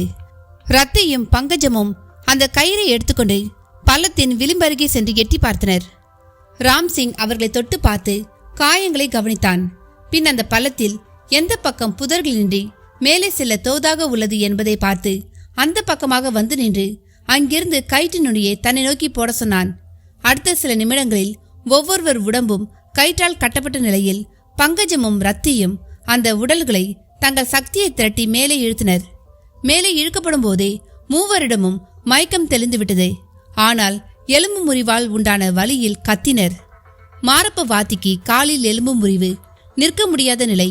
போதி முத்துவுக்கு கையில், ஜல்லிக்கு மட்டும் எலும்பு முறிவுகள் இல்லை. ஆனாலும் தோள்பட்டையில் சதை பிசகி ரத்தம் கசிந்து கொண்டு இருந்தது. மேலே வந்துவிட்ட நிலையில் மாரப்ப வாத்தி அரைக்கண் திறந்து முதலில் பார்த்தது பூபால்தாஸ் சாமியாரைத்தான். வெந்நீர தவ ஆடையில் கண்களில் கருணை மின்ன தெரிந்த அவரை பார்க்கவும் வாத்தியிடம் ஒரு சிலிர்ப்பு. சாமி நீங்களா என்று தரையில் கிடந்த நிலையில் வாத்தி கைகளை கூப்பி வணங்க முயன்றார். நான் எவ்வளவோ சொன்னேன், நீ கேட்கல. இப்ப பாத்தியா? சாமியார் திருப்பி கேட்கவும் வாத்தியின் கண்களில் கண்ணீர். ஆமா சாமி, நான் எல்லார் கண்ணையும் கற்றவன். ஆனா விதி நேத்து என் கண்ணை கைகடிக்கார வடிவத்துல கட்டிடுச்சு. அதுல பேட்டரி தீர்ந்து போய் நின்றுடுச்சு. ஆனா அது ஓடிக்கிட்டு இருக்குதான் நினைச்சு தப்பான நேரத்துல என்னையே அறியாம புறப்பட்டுட்டேன். என் விதிக்கிட்ட நானும் சிக்கிட்டேன். இனியாவது நேர்வழியில வாழப்பார். இந்த பொண்ணு உனக்கு எல்லா உதவியும் செய்வா என்ற சாமியார், பேட்டி இவங்கள உன் பங்களாவுக்கு கூட்டிக்கிட்டு போ. உன் கூட பிறந்தவங்களா நினைச்சு எல்லா உதவியும் பண்ணு, புறப்படு என்றார். சாமியார் அப்படி சொல்லவும் ரத்தியிடம் சற்று தயக்கம். தான் வந்த விஷயத்தை பேசாதது ஒரு புறம் இடித்தது. என்ன பேட்டி தயக்கம், உன் நிலை எனக்கு தெரியும். இப்ப நீ செய்ய போறதெல்லாம் பரிகாரங்கள். போக போக உனக்கு எல்லாம் புரியும், எல்லாமும் சரியாகும். புறப்படு. சாமியாரின் பூடகமான பேச்சு தொடர்ந்து ராம்சிங் மாரப்ப வாத்தியை தன் தோளில் தூக்கி போட்டுக்கொள்ள மற்ற இருவரும் மெல்ல நடக்க முயல அவர்கள் மூவருக்குமே தன் கையிலிருந்து 3 வாழைப்பழங்களை எடுத்து தன் கையாலேயே உரித்தும் கொடுத்து சாப்பிட சொன்னார் சாமியார். அது அவரின் அழுசக்தியை கடத்தும் விதம் என்பது மாரப்ப வாத்திக்கும் நன்றாக தெரியும். அதை பிரசாதம் போல சாப்பிட்ட வாத்தி ராம்சிங் தோள் மேல் கிடந்த நிலையில் சாமியாரை பார்த்து கண்ணில் நீர்மல்க கும்பிட்டார். சாமியார் முகத்தில் ஒரு மென்னகை. வழுக்குப்பாறையிலிருந்து அப்படியே மேலேறும் சேர்வராயன் மலையின் ஒற்றையடி பாதை மேல் குலசேகர ராஜாவும் மூர்த்தியும் நடந்தபடி இருந்தனர். குலசேகர ராஜாவால் ஓரளவுக்கு மேல் நடக்க முடியவில்லை. ஆங்காங்கே பாறை மேல் உட்கார்ந்து பெருமூச்சு விட்டார். அப்பொழுதெல்லாம் மூர்த்தி போதிமுத்துவின் செல்போனுக்கு முயற்சி செய்தபடி இருந்தான். ரிங்டோன் மிக இளைப்பாக சில இடங்களில் கேட்டது. சில இடங்களில் டவர் கிடைக்காமல் திரையில் அதற்கான சிக்னலே கண்ணில் படாது போனது. பாஸ், விட்டு தான் சிக்னலே கிடைக்குது. சிக்னல் கிடைச்சாதான் அவங்கள பார்க்கவே முடியும். பாருங்க, எல்லா பக்கமும் ஒரே மாதிரி இருக்கு. நாமும் இப்ப எங்க இருக்கோம்னே தெரியல என்றான். பேசாம ஃபாரஸ்ட் ஆபீஸ்க்கு போய் அங்க இருந்து ஃபாரஸ்டரை கூட்டிக்கிட்டு வந்திருக்கலாமோ? அவங்களால இங்க விழுந்து கிடக்கிற பள்ளத்தை கண்டுபிடிச்சிடலாம். இவங்கள தேடி நாம எதுக்கு வந்தோம்னு ஒரு கேள்வியை அவர் கேட்பாரே. அப்புறம் போலீஸ் கேஸால போயிரும். ஆமாமா, சனியனை தேடி போய் நாமளே பிடிச்சுக்க சொன்ன மாதிரி ஆயிடும். நான் ஒருத்தன் மலப்புற உளறிட்டேன் என்று தன் தலையில் செல்லமாக தட்டி கொண்டார். பின் திரும்ப எழுந்து மேலே ஏற தொடங்கினர். சற்று நேரத்தில் வாகனங்கள் செல்லும் சப்தம் காதில் கேட்டது. ஏற்காடு நோக்கி மேலேறும் தார்ச்சாலை வளைவு ஒரு 100 மீட்டர் தொலைவில் கண்ணில் பட்டது. யாராவது தெரிஞ்சவன் இப்ப என்ன இந்த குளத்துல இங்க பார்த்தா நான் தொலைஞ்சேன் என்று சாலை மேல் செல்லும் காரை பார்த்து சளைத்து கொண்ட குலசேகர ராஜா, மூர்த்தி, இவங்களை இந்த மலைக்காட்டுல கண்டுபிடிக்க முடியும்னு நீ நம்புறியா என்று ஒரு பாறை மேல் அமர்ந்தபடியே நம்பிக்கை என்று கேட்டார். எனக்கும் சந்தேகமா தான் பாஸ் இருக்கு. இருந்தாலும் வந்துட்டோம். இன்னும் கொஞ்சம் தூரம் போய் பார்ப்போம் பாஸ். இந்த மாரப்ப வாத்திக்கு இந்த உலகத்துல வேற இடமே கிடைக்கலையா? இப்படியே அந்த மலையில வந்து உட்கார்ந்துக்குவான் என்று சடைத்துக்கொண்டே திரும்ப மேலே ஏற தொடங்கினர். ஓரிடத்தில் உடும்பு ஒன்று பாறை ஒன்றின் மேல் தன் முன் 2 கால்களை மட்டும் உயர்த்தி தன் இரட்டை பிளவு நாக்கையும் சில அங்குலங்கள் முன்னீட்டி ஒரு மிரட்டியது. அதை பார்க்கவும் ஒரு இனம் புரியாத அச்சமும் ஏற்பட்டு பின் அடங்கியது.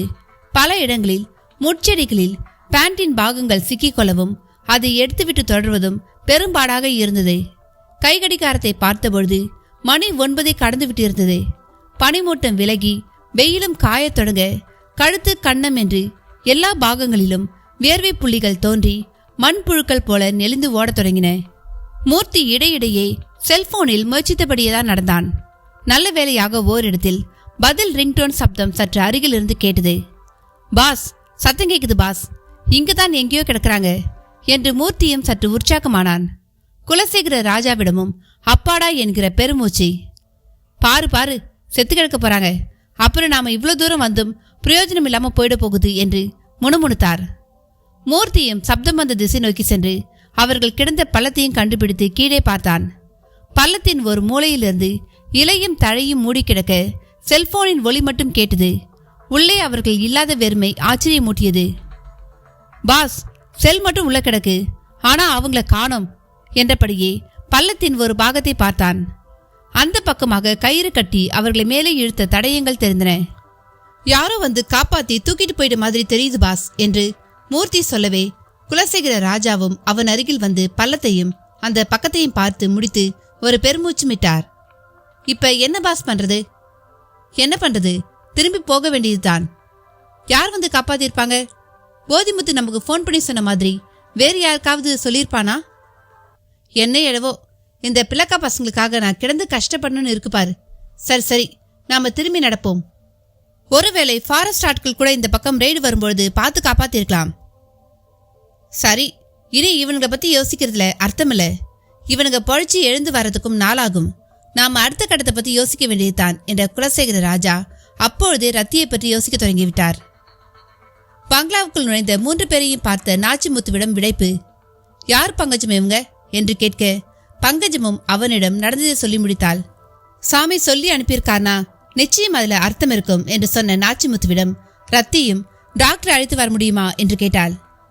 இதோ இப்பவே போய் கூட்டிட்டு வரேமா என்று அவனும் வெளிநோக்கி ஓடினான். மூவரையும் ஒரு அறையில் படுக்க வைத்திருந்தாள் ரத்தி. பங்கஜம் ஒரு ஈர துணியால் இரத்த ஒழுக்கையெல்லாம் துடைத்து சுத்தம் செய்தபடி இருக்க அவள் கைப்படும் பொழுதெல்லாம் அவர்களிடம் வலியின் அலறல். அவர்கள் மூவரையும் ரத்தியும் தியாவும் பார்த்தபடி நின்று கொண்டிருந்தனர். தியா வரையில் அவர்கள் மிகவும் பரிதாபமாக தெரிந்தனர். மாரப்ப வாத்தியும் அவர்களை பார்த்தான். தியாவை அவனுக்கு அந்த நிலையிலும் மிகவும் பிடித்து போனது. பாப்பா, உன் பேர் என்ன என்று நடுக்கும் குரலில் கேட்டான். 2 முறைக்கு மேல் கேட்ட பிறகே தியா என்றாள். தாயி, உன் பேரு? ரத்தியை பார்த்தும் கேட்டான். ரத்தி. நீ வழக்கத்தை பொண்ணா தாயி? ஆமா. தமிழும் பேசுறியே? கத்துக்கிட்டேன். நானெல்லாம் பெரும் பாவி, இருந்தாலும் கொஞ்சம் புண்ணியமும் பண்ணியிருக்கேன் போல. அதான் சாமி உன் உருவத்துல வந்து எங்களை காப்பாத்திட்டாரு. நீ 100 வருஷம் பூவும் பொட்டுமா நல்லா இருக்கணும் தாயி. நீங்க என்ன பண்றீங்கன்னு? அந்த காட்டுப்பாக்கம் உங்களுக்கு என்ன வேலை? அதுவாமா, உங்களுக்கு தான் அது காடு, ஆனா அதுதான் எனக்கு வீடு. நான் யாருன்னு தெரிஞ்சா நீ பயந்துருவ. வேண்டாம், விற்று. என்னால தான் இவங்களுக்கும் இப்ப கஷ்டம். லட்சம் கோடிக்குன்னு ஆசைப்பட்டாலே சிக்கல்தான். மாரப்ப வாத்தியிடம் பொதுவாய் ஒரு புலம்பல். அதை கேட்டு ஜல்லியும் போதிமுத்துவும் கூட நெளிந்தனர். உள்ளே இப்படி பேச்சு ஓடிக்கொண்டிருக்க வெளியே பங்களா காம்பவுண்ட் வாசலுக்கு அப்பால் ஒரு குரங்கு குள்ளாய் தரித்திருந்த ஒருவன் உட்புறமாய் பார்த்தபடியே குலசேகர ராஜாவுக்கு போன் செய்து, ஐயா, யாருன்னு தெரியல, ரத்த காயங்களோட 3 பேர் இப்ப பங்களாவுக்குள்ள இருக்காங்க. இந்த வடநாட்டு பொண்ணுதான் கூட்டிக்கிட்டு வந்திருக்கு. நாச்சிமுத்துவும் வேகமா வெளியே போயிருக்கான் என்று சொல்லி முடித்தான். அத்தியாயம் 55. மண்ணாங்கட்டியாரின் பீடிகையை தொடர்ந்து இதுவரை தாங்கள் அறிந்திராத ஒன்று தங்களுக்கு தெரியவரப் போகிறது என்கிற ஒரு உற்சாகமும் இருவருக்குள்ளும் ஏற்பட்டது. மண்ணாங்கட்டியாரு பேசத் தொடங்கினார். லட்சக்கணக்கில் உயிரினங்கள் இருக்கு உலகத்துல. அது தொடர்ந்து உயிர் வாழ அதுக்குன்னு ஒரு வழிமுறையும் இருக்கு. அந்த பராசக்தி இதையெல்லாம் ரொம்ப திட்டமிட்டு அமைச்சிருக்கா. அசோகமித்ரா, நீ வேணும்னா பராசக்திங்கிற இடத்துல ஏற்கனவே வச்சுக்கோ. நானுன்ற இடத்துல மமக்காரம் தூக்கலா இருக்கிறவங்க பகுத்தறிவு, சுயமரியாதை அப்படி இப்படின்னு சொல்லிக்கிட்டு எல்லாத்துக்கும் ஆதாரம் கேட்பாங்க. இந்த பராசக்திங்கிற விஷயத்த ஏற்க மாட்டாங்க. அதனால தான் இயற்கைன்னு வச்சுக்க சொன்னேன். என் மாதிரி சித்தனுக்கு இயற்கை பராசக்தி, நீ, நான், இந்த தோட்டம், அங்க விழுந்து கிடக்குதே தென்னமட்டை, இந்த எல்லாமே ஒண்ணுதான். நான் விஷயத்துக்கு வந்துறேன். லட்சக்கணக்கான உயிரினங்கள்னு சொன்னேன் இல்லையா? இந்த உயிரினங்களுக்கு அது தொடர்ந்து உயிர் வாழ தோதா, கால், கை, கண், காது, மூக்கு, வாயின்னு எல்லாம் இருக்கும். இருந்தா தானே அதால வாழ முடியும். அதுல 2 உயிரினம் மட்டும் ரொம்ப ஆச்சரியம் தரும். ஒன்னு மீன், இன்னொன்னு பாம்பு. இந்த 2க்கும் ஒரு ஒத்துமை என்னன்னா, இருக்கிறதுலயே சின்னதும் இதுதான், பெரியதும் இதுதான். உயிரினங்களை திமிங்கலத்தை விட பெருசா ஒன்ன காட்ட முடியுமா? அதே போல 100 அடி நீளத்துக்கு எல்லாமும் பாம்புகள் உண்டு இல்லையா? ஆனா இதுங்க குஞ்சா இருக்கும்பொழுது பார்த்தா இதை நம்பவே முடியாது. அடுத்து இந்த 2 உயிரினத்துக்கு மட்டும்தான் ஒரு குறிப்பிட்ட இடம்னு ஒண்ணு கிடையாது. ஒரு ஏரியிலேயோ குளத்திலேயோ இருக்கிற மீன் ஒரு இடத்துல இருந்து பார்க்க முடியுமா? பாம்பும் அப்படித்தான். இரையை தேடி தெரிஞ்சபடியே இருக்கும். புத்துங்கிறது கூட அதோட வீடு கிடையாது. அதுக்கு இரை இருக்கிற இடம் அது. இந்த 2லையும் கூட ஒரு படி மேலானது சர்ப்பம்தான். மீன் தண்ணில மட்டும்தான் வாழ முடியும். ஆனா பாம்பு 2க்குள்ளேயும் உயிர் வாழும். அடுத்து மண்ணுக்குள்ள போயும் உயிரோட இதால மட்டும்தான் திரும்ப முடியும். இதுக்கு எதிரி கருடன். கருடனோ வானத்துல எவ்வளோ உயரமும் போகும். இதுவோ பூமிக்குள்ள எவ்வளோ ஆழமும் போகும். இதனால தான் ஒண்ணுக்கொன்னு நேர் எதிரானதா இருக்கு. இதுல ஒரு வேடிக்கை என்னன்னா, கருடனுக்கு கால் இருக்கு, சிறகு இருக்கு, அழகு இருக்கு, கண் பார்வையும் கூர்மையானது.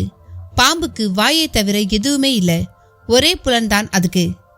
இந்த பாம்பு கிட்ட இன்னொரு அம்சத்தை கூட பார்க்கலாம்.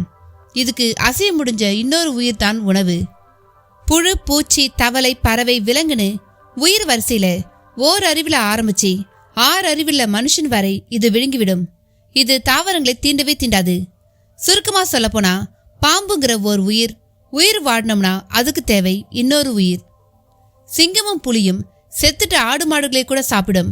ஒரு பாம்போ உயிரோட இருப்பதை மட்டுமே சாப்பிடும். சாப்பிட்டதை அப்படியே அதால திரும்ப வெளியேற்றவும் முடியும். இது எதுவுமே மற்ற உயிரினங்கள் கிட்ட சாத்தியமில்லாத ஒண்ணு இல்லையா? மண்ணாங்கட்டியார் சற்று இடைவெளி விட்டார். ஒரு பாம்பின் பின்புலத்தில் இத்தனை விஷயங்களா என்கிற வியப்பு இதனால் கணபாடிகளிடமும் அசோகமித்திரனிடமும் ஏற்பட்டது. இதோட இன்னொரு சிறப்பம்சம் இதோட சட்டை. நம்மால் அப்படி உரிக்க முடியுமா? ஆனா ஒரு சர்ப்பம் சாதாரணமா இதை செய்யும். அது உரிக்கிற ஒவ்வொரு சட்டையும் அதோட பிறவி முடிகிற மாதிரி, அதுக்கப்புறமான அதோட வாழ்வுங்கிறது இன்னொரு ஜென்மம் மாதிரி என்று ஒரு சட்டையை தொட்டு அவர் சொன்ன ஜென்மம் என்கிற விஷயம் இருவரையும் வெகுவாக ஊன்ற செய்தது. குரங்குக்குள்ளா போட்டவன் சொன்ன செய்தி குலசேகர ராஜாவை கிண்டி கிழங்கெடுக்க தொடங்கிவிட்டது. டேய், அந்த 3 பேர் யாருன்னு எனக்கு தெரிஞ்சாகணும். நான் அனுப்பி தந்தேன்னு ஒரு வாழைப்பழத்தாரோடு உள்ள போய் அவங்கள உன் செல்போன்ல எப்படியாவது போட்டோ எடுத்து எனக்கு அனுப்பு, கமான் குவிக் என்று அவர் மறுபக்கம் இருந்து கூறவும் குள்ளாய்க்காரனும் தயாரானான். அங்கிருந்து ஒரு வாழைத்தாரை வாங்கி வர புறப்பட்டான். எதிரில் ஆட்டோ ஒன்றிலிருந்து இறங்கினான் நாச்சிமுத்து. கூடவே ஒரு மெடிக்கல் கிட் பேக்குடன் டாக்டரும் இறங்கினார். நாச்சிமுத்து குல்லாக்காரனை பார்க்கவும் குல்லாய்க்காரன் வேகமாக நகரத் தொடங்கி பின்பது தவறு என்று வேகமாக உணர்ந்து திரும்பி பார்த்து, யாருக்குப்பா உடம்பு சரியில்லை, டாக்டர் எல்லாம் வந்திருக்காரு என்று சமாளிக்க முயன்றான். நாச்சிமுத்துவிடம் சந்தேகம் நெளிய தொடங்கிவிட்டது. இலே, நீ யாருடா? என்னவோ தெரிஞ்சவ மாதிரி கேட்கிற. நான் யாரா? சரிதான், ஐயா தான் என்னை வெளியிலிருந்து பார்த்துக்கிட சொல்லியிருக்காரு என்றான் குல்லாக்காரன். ஐயா என்று அவன் சொன்னதை நாச்சிமுத்து கணேசன் என்று புரிந்து கொண்டு பதிலுக்கு எதுவும் சொல்லாமல் டாக்டரோடு உள்ளே நுழைந்தான்.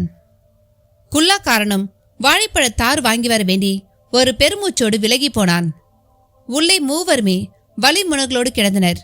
அவர்கள் குடிக்க டீ கொடுத்ததில் பாதியைத்தான் குடித்திருந்தனர். டாக்டர் வரவும் அவரை வெறித்து பார்த்தனர். அவரும் அவர்களை ஒரு மாதிரி தான் பார்த்தார். காயம்பட்ட இடங்களில் பழைய துணிகளை கிழித்து பங்கஜம் கட்டுப்போட்டிருந்தாள். டாக்டர் ஐயா, முதல்ல வலி தெரியாம இருக்க ஒரு ஊசியை போடுங்க ஐயா, மற்ற எல்லாத்தையும் அப்புறம் பார்த்துக்கலாம் என்று கெஞ்சிலோடு முழங்கினான் போதிமுத்து. ஆமா, எப்படி இப்படி ஆச்சு? ஏதாவது ஆக்சிடென்ட்ல சிக்கினீங்களா? அப்படின்னா இது போலீஸ் கேஸ் என்று அதிர்வளித்தார் டாக்டர். டாக்டர் ஐயா, யானை துரத்தி பழத்துல விழுந்துட்டாங்க, இது எப்படிங்க போலீஸ் கேஸ் ஆகும் என்று திருப்பி கேட்டான் போதிமுத்து. டாக்டரும் பரிசோதிக்க தொடங்கினார். வாத்தியார் காலை தொட்டு அசைக்க முயலவும் ஆத்தி என்று ஒரு அலறு அலறினார் வாத்தியார். எலும்பு முறிஞ்சிருக்கு, முதல் வேலையா எக்ஸ்ரே எடுக்கணும், அப்புறம் தான் மற்ற எல்லாமே. ஒரு டிடி இன்ஜெக்ஷனை இப்போ போட்டுறேன். ஆம்புலன்ஸ்க்கு ஃபோன் பண்ணி முதல்ல ஜிஹெச் கொண்டு போங்க, இல்லைனா ஆர்த்தோ டாக்டர்கிட்ட கூட்டிட்டு போங்க என்று மூவருக்கும் ஊசி போட்டு முடித்தார். இங்க வச்சு எதுவும் பண்ண முடியாத டாக்டர்? ரத்த இடையிட்டு கேட்டாள். இல்லம்மா, பிளட் வேற நிறைய போயிருக்கு, ஹாஸ்பிட்டல் அட்மிஷன் மஸ்ட். லேட்டாக செப்டிக்காக தொடங்கிடும், அப்புறம் ரொம்ப கஷ்டமாயிடும். நீங்களே ஆம்புலன்ஸ்க்கு சொல்றதோடு ஜிஹெச்சுக்கும் சொல்ல முடியுமா டாக்டர்? ஆம்புலன்ஸ்க்கு சொல்லலாம், ஜிஹெச்சுக்கும் சொல்லலாம், எல்லோரும் தெரிஞ்ச டாக்டர்கள் தான். ஆனாலும் பிரைவேட்ல காட்டுறதான் சரி, செலவை பார்க்காதீங்க. டாக்டர் அப்படி சொல்லவும் மாரப்ப வாத்தியார், செலவெல்லாம் ஒரு விஷயமே இல்லைங்க, எங்களுக்காக எவ்வளவு வேணாலும் செலவழிக்க எங்க முதலாளி ஒருத்தர் இருக்கார், நீங்களே எந்த ஆஸ்பத்திரின்னு சொல்லுங்க டாக்டர் என்றார். சேலத்துல அஸ்தம்பட்டியில கேஆர் ஹாஸ்பிட்டல்னு ஒரு ஹாஸ்பிட்டல் இருக்கு, அது மல்டி ஸ்பெஷாலிட்டி ஹாஸ்பிட்டல், அங்க போயிடுங்க. ஆமாம், யார் உங்க முதலாளி? டாக்டர் இயல்பாகத்தான் கேட்டார். அவர் பேர் குலசேகர ராஜா, சேலத்து அரண்மனத்து குடும்பத்தை சேர்ந்தவருங்க. அவரா? அட என்னையா நீங்க? இப்ப நீங்க இருக்கிறதே அந்த குடும்ப பங்களாவில் தான்பா. டாக்டர் அப்படி சொல்லவும் நாச்சிமுத்து, பங்கஜம், ரத்தி என்று 3 பேருமே திகைத்தனர். டாக்டரின் பதில் வாத்தி குருப்பையும் ஒரு ஆட்டு ஆட்டிவிட்டது. ஓ, இது அவர் பங்களாவா? சரிதான், இப்பதான் புரியுது. அப்ப குலசேகர ராஜா சார்தான் சாமி மூலமா உங்களை அனுப்பி எங்களை காப்பாத்தினாரா என்று பதிலுக்கு சரியாக கேட்பதாக நினைத்துக்கொண்டு தப்பாக கேட்டான் போதிமுத்து. மண்ணாங்கட்டி, அவருக்கும் நீங்க இங்க இருக்கிறதுக்கும் சம்பந்தமே கிடையாது. எங்க முதலாளி அம்மாவோட பெரிய மனசும் சாமி சொன்னதும் தாயா காரணம் என்றான் நாச்சிமுத்து. அடுத்த நொடியே மூவரிடமும் ஒருவித கனத்த மௌனம். அந்த நொடியே அவர்கள் மனதில் பல கேள்விகளுக்கு விடயம் கிடைக்க தொடங்கிவிடுது. தாயி, நீதான் வடநாட்டிலிருந்து வந்த அந்த குடும்பத்து மருமகளா என்று வாத்தி புருவ வளைச்சலோடு கேட்கவும் ரத்திக்கும் மெல்ல புரிய தொடங்கியது. ஆம் என்கிற சமீட்சையை பார்வையில் காட்டினாள். அதை கண்ட நொடியே பெரும் பதிப்பு மூவரிடமும். அப்பொழுதே ஆம்புலன்ஸ் ஒன்று சப்தமுடன் வந்து வாசலில் நிற்கவும் எல்லோருமே எட்டி பார்த்தனர். யார் போன் பண்ணது என்று டாக்டரும் கேட்டிட நாச்சிமுத்து திருத்திருவென விழிக்க வேனிலிருந்து 3 ஸ்ட்ரெச்சர்களோடு வந்த அட்டெண்டர்கள் நீங்க தான் பேஷண்ட்டுகளா என்று கேட்டபடி சென்று அவர்களை தூக்கி ஸ்ட்ரெச்சரில் போட்டு தூக்கி செல்லவும் தொடங்கினர். நாச்சிமுத்து, யார் ஃபோன் பண்ணதுன்னு அவங்ககிட்டே கேளு என்றாள் ரத்தி. நாச்சிமுத்துவும் ஓடி போய் கேட்டான். அது எங்களுக்கு தெரியாது. இந்த அட்ரஸ்ல போய் பேஷண்ட்டை தூக்கிட்டு வாங்கன்னு எங்க ஆஸ்பத்திரியில சொன்னாங்க. அதான் தூக்கிட்டு போறோம் என்ற பதிலோடு மிக வேகமாக ஏறி ஆம்புலன்ஸை கிளப்பிக் கொண்டு அவர்கள் போயே விட்டனர். உள்ளே டாக்டரும் சரி, யார் ஃபோன் பண்ணா என்ன, அவங்க அட்மிட் ஆகறதான் இப்ப சேஃப்டி, அது நடந்துருச்சு, நானும் கிளம்புறேன் என்று புறப்பட்டு போனார். ரத்தி முகத்தில் பலத்த சிந்தனை. என்னம்மா, எல்லாமே ஒரே மர்மமாயில இருக்கு. பங்கஜம் ரத்தியை கிளற ஆரம்பித்தாள். ஆமாம் பங்கஜம், இவங்களுக்கு என்ன நல்லா தெரிஞ்சிருக்கு. இவங்க மாமாவோட ஆட்களும் தெரிஞ்சு போச்சு. என்னை கொலை செய்ய சில முயற்சி நடந்ததுல இவங்களுக்கு நிச்சயமா பங்கு இருக்கு என்றாள். அம்மா சரியா சொன்னீங்க. நம்ம பங்களாவுக்கு வெளியில கூட ஒருத்தர் நின்று நோட்டம் போட்டுக்கிட்டு இருந்தான். நான் கேட்டதுக்கு ஐயா கண்காணிக்க சொன்னதா சொன்னான். அப்ப அந்த ஐயாவும் மாமாவா தான் இருக்கணும் என்று ரத்தி சொல்லும் பொழுதே அந்த குல்லாய்க்காரன் கையில் வாழைத்தாரோடு உள்நுழைந்து கொண்டிருந்தான். அம்மாமா, இவன்தாமா அவன் என்று நாச்சிமுத்துவும் படபடத்தான். உள்ளே வந்த அவனும், நீதானே நாச்சிமுத்து, இதோ வாங்கி வை, ஐயா கொடுக்க சொன்னார் என்றான். அப்படியே நாலாபுரமும் பார்த்தான். எந்த ஐயா? நாச்சிமுத்துவும் ஒரு மாதிரி குரலில் கேட்டான். ஆமா, ரத்த காயங்களோட 3 பேரை தூக்கிட்டு வந்தீங்களே, எங்க அவங்க? என் கேள்விக்கு பதில சொல்லாம பதிலுக்கு என்ன கேட்கிறியா நீ? ஐயானா என்ன 100 பேரா இருக்காங்க, நம்ம கணேசராஜா ஐயா தான். அவன் பதில் அவர்களை கொஞ்சம் குழப்பத் தொடங்கிட்டு சமாளித்து, அப்ப அவங்க 3 பேரை பத்தி உனக்கு தெரியுமா என்று கேட்டான் நாச்சிமுத்து. நான் தான் சொன்னேனே, இப்போ கூட அவங்கள போட்டோ பிடிச்சி வாட்ஸ்அப்ல அனுப்ப சொன்னார், அதான் கேட்டேன். அப்ப இப்ப ஆம்புலன்ஸ்ல வந்து ஐயா சொன்னார்னு 3 பேரையும் ஸ்ட்ரெச்சர்ல தூக்கிட்டு போனாங்களே, அப்படியா? குல்லாய்க்காரன் முகம் விகாரமாகியது. எலை சொல்லு, எந்த ஐயா உன்னை அனுப்பினது? அதே போல ஆம்புலன்ஸை அனுப்பினதும் யார்? நாச்சிமுத்து குல்லாய்க்காரனை மடக்கவும் ரத்தியிடம் ஒரு தீர்க்கமான முடிவு. நாச்சி இரு, நான் அவர்கிட்டே கேட்கிறேன். எங்களை கண்காணிக்க இவன் யார்? Something wrong. ரத்தி தன் செல்போன் மூலமாய் கணேசராஜாவை அழைக்கத் தொடங்கினாள். அரண்மனை பங்களா, கணேசராஜாவின் அறை. மஞ்சு மங்களகரமாய் உள்நுழைந்த பொழுது கணேசன் பாத்ரூமில் இருக்க அவன் செல் மோடாவில் அமர்த்திட்டு திரையில் ரத்தி பெயர் தெரிந்தது. அதை பார்க்கவும் கையில் எடுத்த மஞ்சு எடுத்த வேகத்தில் கட் செய்தாள். அடுத்த சில நொடிகளில் திரும்பவும் அமர்த்திட்டு திரும்ப கட் செய்தவள் பின் சுவிட்ச் ஆஃபே செய்தாள். மறுமுனையில் ரத்தி முகத்தில் பலத்த ஏமாற்றம். என்னம்மா, ஐயா எடுக்கலீங்களா? ஆமாம், முதல்ல ரிங் போச்சு, அப்புறம் பார்த்தா செல்லையே ஆஃப் பண்ணிட்டாரு. அப்படி என்னம்மா கோபம் உங்க மேல? நாச்சிமுத்து கேட்க, அம்மாமா அந்த தொப்பிக்காரன் போயிட்டாமா என்று இடையிட்டு அலறினாள் பங்கஜம். என்னம்மா இது, ஒண்ணுமே புரியலையேம்மா. எனக்கு ஒன்று மட்டும் நல்லா புரியுது, பெருசா ஒரு தப்பு என்னை சுத்தி நடந்துட்டு இருக்கு. ஆமாம்மா, இந்த 3 பேரை கூட மாமா தான் ஆம்புலன்ஸ் அனுப்பி கூட்டிக்கிட்டு இருக்கணும். இந்த 3 பேரை நாம காப்பாத்தி கூட்டிக்கிட்டு வருவோம்னு அவர் கொஞ்சம் கூட நினைச்சு பார்த்திருக்க மாட்டாரு. அப்படித்தான் எனக்கும் தோணுது. இவங்களை பத்தி நமக்கு தெரிஞ்சிடக்கூடாதுன்னு நினைச்சு கூட ஆம்புலன்ஸை அனுப்பி கூட்டிக்கிட்டு போயிருக்கலாம். அவர்கள் தங்களுக்குள் மாறி மாறி கேள்விகள் கேட்டு பதில்களை சொல்லிக் கொண்ட பொழுது வெளியே சென்றுவிட்ட அந்த குல்லாய்க்காரன் குலசேகர ராஜாவை அழைத்து பேசிக் கொண்டிருந்தான். சார், என்னையா, அவங்கள பாத்தியா? போட்டோ எடுத்து அனுப்பிட்டியா? இல்ல சார், இப்ப அந்த 3 பேர் இந்த பங்களாவிலே இல்ல. ஒரு ஆம்புலன்ஸ் வந்து அவங்கள கூட்டிக்கிட்டு போயிடுச்சு. ஆம்புலன்ஸா?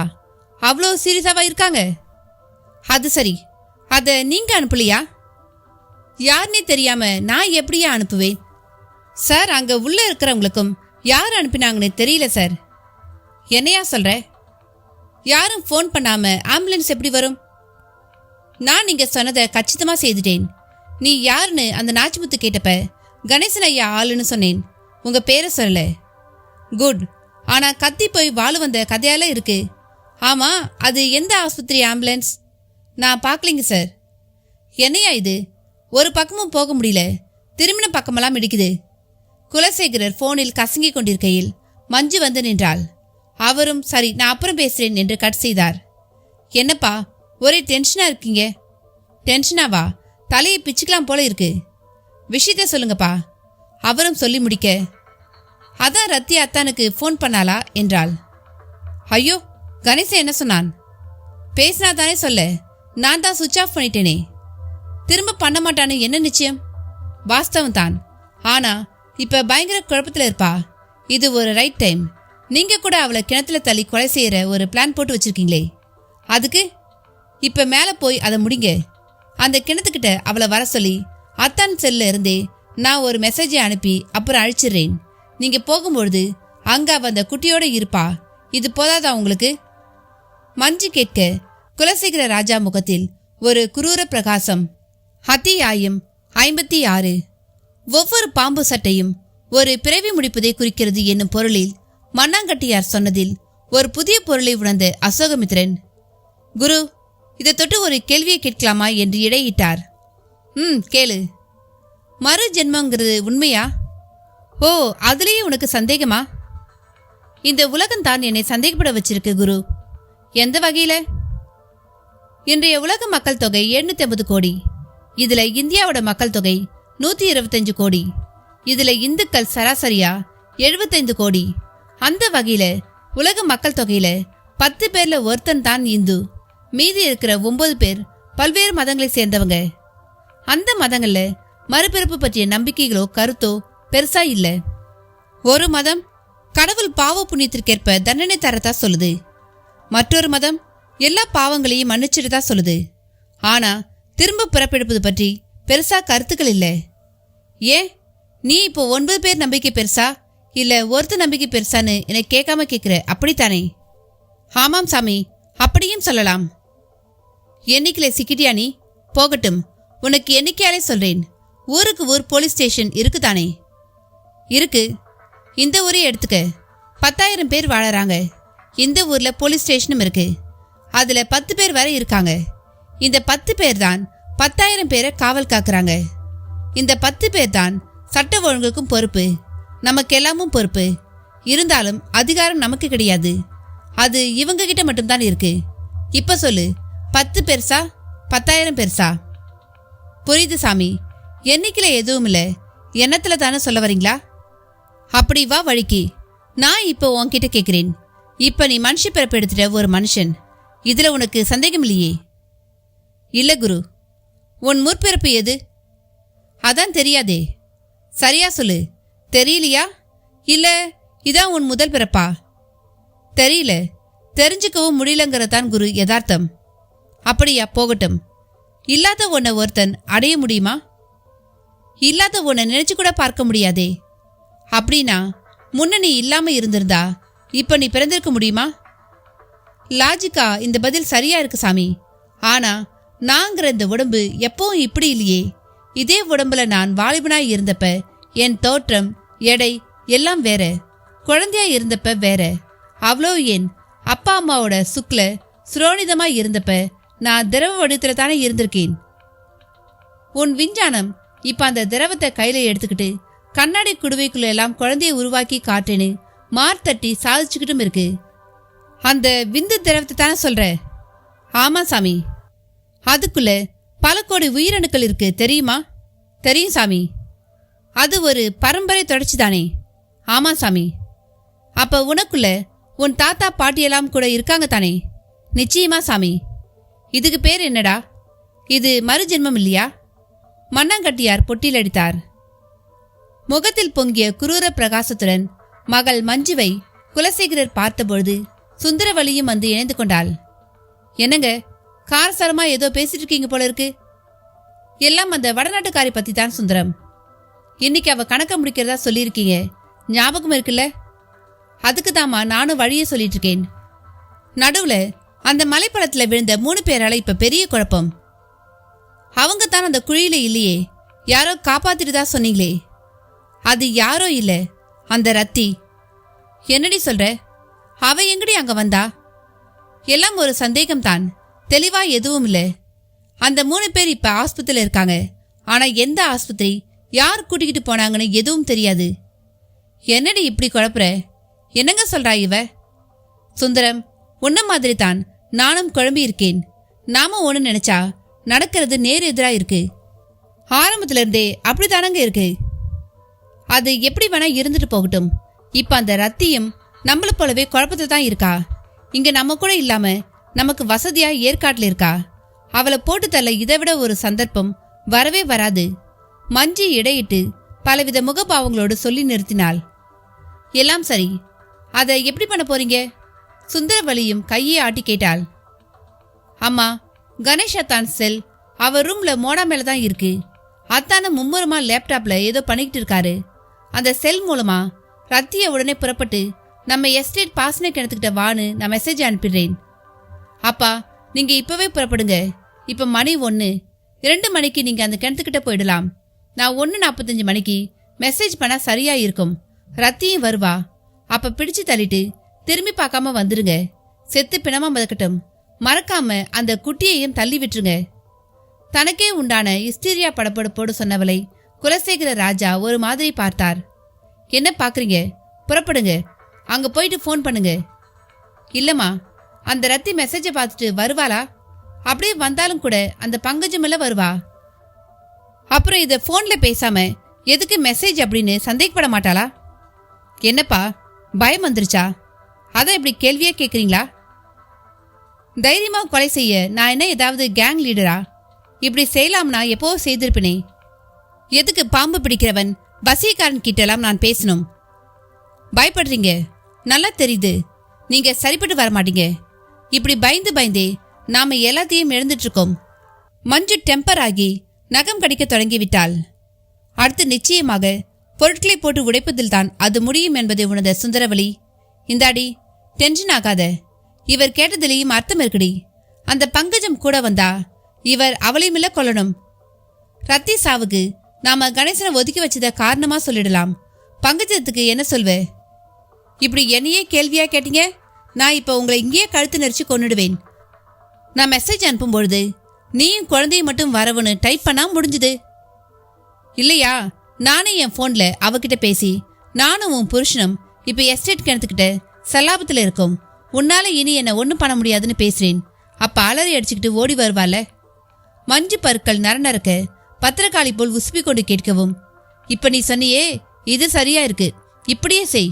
என்னங்க, நீங்க கிளம்புங்க. சுந்தரவலி குலசேகர ராஜாவை தோலை தொட்டு தள்ளிவிட்டாள். அவரும் அரைமனதாக புறப்பட்டார். அறையை விட்டு வெளியே வந்தவர் கணேசராஜா அறை பக்கம் முதலில் சென்றார். அவன் லேப்டாப்பில் மும்முரமாக இருந்தான். குலசேகரர் வரவும் ஏறிட்டான். என்ன மாப்ள, லஞ்ச் டயத்துல சாப்பிடாம அப்படி என்ன வேலை? வேலைக்கா பஞ்சமாமா? நம்ம சேலம் சென்னை 8 வழி சாலை எப்படியும் வரத்தான் போகுது. அதுக்கான ரோட் கான்ட்ராக்ட் சம்பந்தமா தான் பார்த்துட்டு இருக்கேன். இந்த MP அருணாச்சலம் கூட அவன் பினாமிங்க மூலமா ட்ரை பண்றது நல்லா தெரியுது. பெரிய ப்ராஜெக்ட் ஆச்சு மாப்ள. ஆமா மாமா, இதை மட்டும் நான் வாங்கிட்டேன்னு வைங்க, 10% லாபம்னாலும் 100 கோடி நிற்கும். 100 கோடியா? சும்மா தோராயமா சொன்னேன். இன்னும் கூட கிடைக்கலாம். ஆயிரக்கணக்கான லேபர்கள், பல 100 கிலோமீட்டர். இதுல ஆங்காங்கே rest room, power stations, water சோர்ஸ்னு ஏகப்பட்ட விஷயங்கள் இருக்கு. ஒரு அணையை கட்டி முடிக்கிற மாதிரியான விஷயம் தான் இது. வாவ், இது கட்டாயம் கிடைக்குமா மாப்ள? கிடைக்கணும். அதுக்கு என்ன உண்டோ அதை செய்வேன். சொல்லப்போனா இப்பதான் சந்தோஷமாவே ஃபீல் பண்றேன். மஞ்சுவை கல்யாணம் பண்ண முடிவெடுக்கவுமே எனக்கு நல்ல காலம் தொடங்கிட்ட மாதிரி தான் தெரியுது. கணேசராஜா சொன்ன விதமே குலசேகரரை ஆகாயத்தில் மிதக்க செய்து விட்டது. இருந்தாலும் கால சுத்தின பாம்பா இந்த ரத்தி இருக்காளே மாப்ள, அவளை பத்தி இப்ப எதுக்கு மாமா பேச்சு? அதான் அவளை தூர தள்ளி வச்சிட்டேனே. தள்ளி வச்சிட்டா அவ கிட்ட வராமலா போயிடுவா? ஆமா மாமா, அவ அப்படியே ஒதுங்கி போறவ கிடையாது. அதுலயும் அவ நாகஜாதி. நாகங்கள் பயங்கரமா பழி வாங்குமாமே. என்ன மாப்ள, நாகஜாதி அது இதுன்னு கிட்டு கையில பாம்பு பச்சை குத்திக்கிட்டா பாம்பாகிட முடியுமா? இந்த காலத்துல இருந்துகிட்டு என்ன பேச்சு மாப்ள இது? அப்ப அவளால ஒன்னும் பண்ண முடியாதுன்னு சொல்றீங்களா? என்ன பண்ண முடியும் மாப்ள? வேணும்னா தற்கொலை பண்ணிக்கலாம். என் புருஷன் எனக்கு துரோகம் பண்ணிட்டாருன்னு அவளுக்குன்னு யாரு இருக்கா நியாயம் கேட்க? அப்படி பண்ணிக்கிட்டாதான் பரவாயில்லையே, பண்ணிக்க மாட்டேங்கிறாளே. கணேசராஜா சொன்ன விதமே குலசேகர ராஜாவை குதூகலப்படுத்த தொடங்கிவிட்டதே. அப்படி பண்ணிக்கிட்டா உங்களுக்கு கெட்ட பேராடுமே மாப்ள. அதை பத்தி கவலை இல்லையா உங்களுக்கு? அதுக்கெல்லாம் நான் யோசிச்சு வச்சிருக்கேன் மாமா. அதை தற்கொலைன்னு சொன்னா தானே கெட்ட பேர் வரும். ஆக்சிடென்ட்லாம் நடந்துச்சுன்னா சிம்பத்தி தானே வரும். அது எப்படி மாப்ள ஆக்சிடென்டலா? எல்லாமே நாம சொல்றதுல தானே இருக்கு. ஆனா நாம இப்படி பேசுறதுல எல்லாம் ஒரு பிரயோஜனமும் இல்ல மாமா. இப்பொழுதைக்கு ரத்தி பத்தி யோசிக்காம நம்ம வேலையை பார்ப்போம்னு தான் இந்த கான்ட்ராக்ட் விஷயத்தை பார்த்துட்டு இருக்கேன். பெரிய ப்ராஜெக்ட், பெரிய அளவுல டெபாசிட்னு என் கவனம் எல்லாம் இப்ப இது மேல தான். ரைட் மாப்ள, நீங்க இதையே பாருங்க. ரத்தி விஷயத்தை விட்டுருங்க. சொன்ன மாதிரி அத போக்குல விட்டுருவோம். நானும் போய் என் வேலையை பார்க்கிறேன் என்று கணேசராஜாவை விட்டு விலகி வந்தவர் முகத்தில் முன்பை விட அதிக பிரகாசம். வெளியே வந்தவர் எதிரில் கணேசராஜாவின் அப்பாவான கைலாசராஜாவும் அம்மா கஸ்தூரியும் எதிர்பட்டு, என்ன குலசேகரா, இப்பெல்லாம் நீங்க இருக்கிறதே இல்லை போல இருக்கே என்று அவர்கள் கேட்கவும் செய்தனர். ஆமா அத்தான், என் தோப்புல இப்ப தேங்காய் பறிக்கிறாங்க. எப்படியும் லட்ச காய் தேரும். கேரளாவில் ஒரு தேங்காய் எண்ணெய் ஃபேக்டரிக்காரங்க அப்படியே வாங்கிக்கிறாங்க. அது சம்பந்தமா நிறைய வேலை. என்ன தோப்போ என்ன கான்ட்ராக்டோ, எதுக்கு இப்படி அலையிற? என்னக்கா இப்படி கேட்டுட்ட? உங்களுக்கு கணேசன் இருக்கான், எனக்கு யாரு இருக்கா? குறிப்பா மஞ்சுவுக்கு. அதுதான் வாய்ப்பென்று ஒரு பஞ்ச் டாலாக்க பேசவும் கஸ்தூரியிடம் பெருமூச்சு. கைலாச ராஜாவோ, அதான் உன் பொண்ணை கல்யாணம் பண்ணிக்கிறேன்னு கணேசன் சொல்லிட்டானேப்பா என்றார்.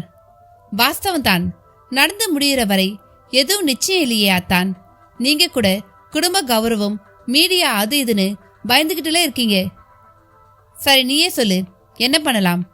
கைலாச ராஜா சோஃபா ஒன்றில் அமர்ந்தபடி தீர்க்கமாய் கேட்ட விதமே குலசேகரரை உற்சாக உச்சிக்கு தூக்கி கொண்டு போனது. என்ன பண்ணலான்னு என்ன கேட்டா நான் என்ன பண்ண முடியும்? எங்க வரல கை கேட்டியும் வாய் கேட்டத கதைத்தானே என்று கழிவிறக்கமாய் திருப்பி கேட்டார். அப்படி சொல்லாத, நானும் உங்க அக்காவும் ஒரு முடிவு எடுத்துட்டோம் என்று அதிர்ச்சி அளித்தார் கைலாசராஜா. என்ன அத்தான்? அந்த பொண்ணை பார்த்து, நீயா விவாகரத்து வாங்கிக்க, அதுக்கு எவ்வளவு கோடி வேணுமோ கேள், தரோம்னு சொல்லி நாங்களே பேச போறோம். அப்படியா? அது என்ன அத்தான் புது திருப்பம்? ஆமாம்பா, இந்த விவகாரம் எக்காரணம் கொண்டும் வெளியே தெரியக்கூடாது. காதும் வச்ச மாதிரி முடியணும். அதுதான் இந்த அரண்மனை குடும்பத்துக்கும் நல்லது. இதுதான் எங்க தீர்மானமான முடிவு. அத்தான், அவ உங்க கோடிகளுக்கு சம்மதிக்கலனா? நிச்சயம் சம்மதிப்பாடா. சம்மதிப்பா. எங்களுக்கு இந்த அரண்மனை குடும்ப மானம், மரியாதை, கௌரவம் எல்லாம் தான் பெருசு. சொத்துல சரிபாதியை கூட கொடுத்துட்டு போவோம். பீட ஒழிஞ்சா போதும் எங்களுக்கு. கைலாசராஜா குரலில் பெரும் சடைப்பு. சரிபாதியா? ஐயோ, அதுவே 1000 கோடிகளை தாண்டுமே அத்தான். போகட்டும், அதை விட மான மரியாதை பெருசு இல்லையா? பணத்தை சம்பாதிச்சிடலாம். மான மரியாதை போனா சம்பாதிக்க முடியுமா? இல்ல அத்தான், அதுக்கெல்லாம் தேவையே இல்லை. ஒரு வேலைக்காரிக்கு 1000 கோடிகளா? கூடாதத்தான். கூடாதுனா நீயே ஒரு நல்ல வழியை சொல்லு. நீங்க இன்னைக்கு ஒரு நாள் மட்டும் கொஞ்சம் அமைதியா இருங்க, வழி தானா பிறக்க போகுது பாருங்க என்றவர் எல்லாமே தனக்கு சாதகமாக இருக்கும் அதீத சந்தோஷத்துடன் எஸ்டேட் தோட்டம் நோக்கி புறப்பட்டார். எல்லாவற்றையும் மஞ்சுவும் சுந்தரவலியும் பார்த்தபடியே இருந்தனர். பங்கஜத்தின் சமையலில் மனம். ஆனால் ரத்தி தான் சாப்பிடாமல் சிலை போல அமர்ந்திருந்தாள். அருகில் தியா. என்னம்மா யோசனை? சாப்பிடுங்கம்மா, உங்களுக்கு பிடிச்ச தக்காளி கோஸ் சாம்பார்மா என்ற அவள் குரல் ரத்தி காதிலேயே விழவில்லை. கண்களிலும் கலக்கம். என்னம்மா, நீங்க போன் பண்ணியும் சார் எடுக்கல என்ற வருத்தமா? வருத்தம் என்ற வார்த்தையெல்லாம் சாதாரண பங்கஜம். எப்படி இப்படி மாறினார்னு தான் புரியல. நம்ம சாமியை பார்த்தா பிரச்சனை தீரும்னு நினைச்சேன். ஆனா இப்ப பிரச்சனை பெருசாயிடுச்சு. நாம காப்பாத்தின 3 பேரும் என்ன ஆனாங்கன்னு தெரியல. ஏதோ பெருசா நடக்க போகுது பங்கஜம்.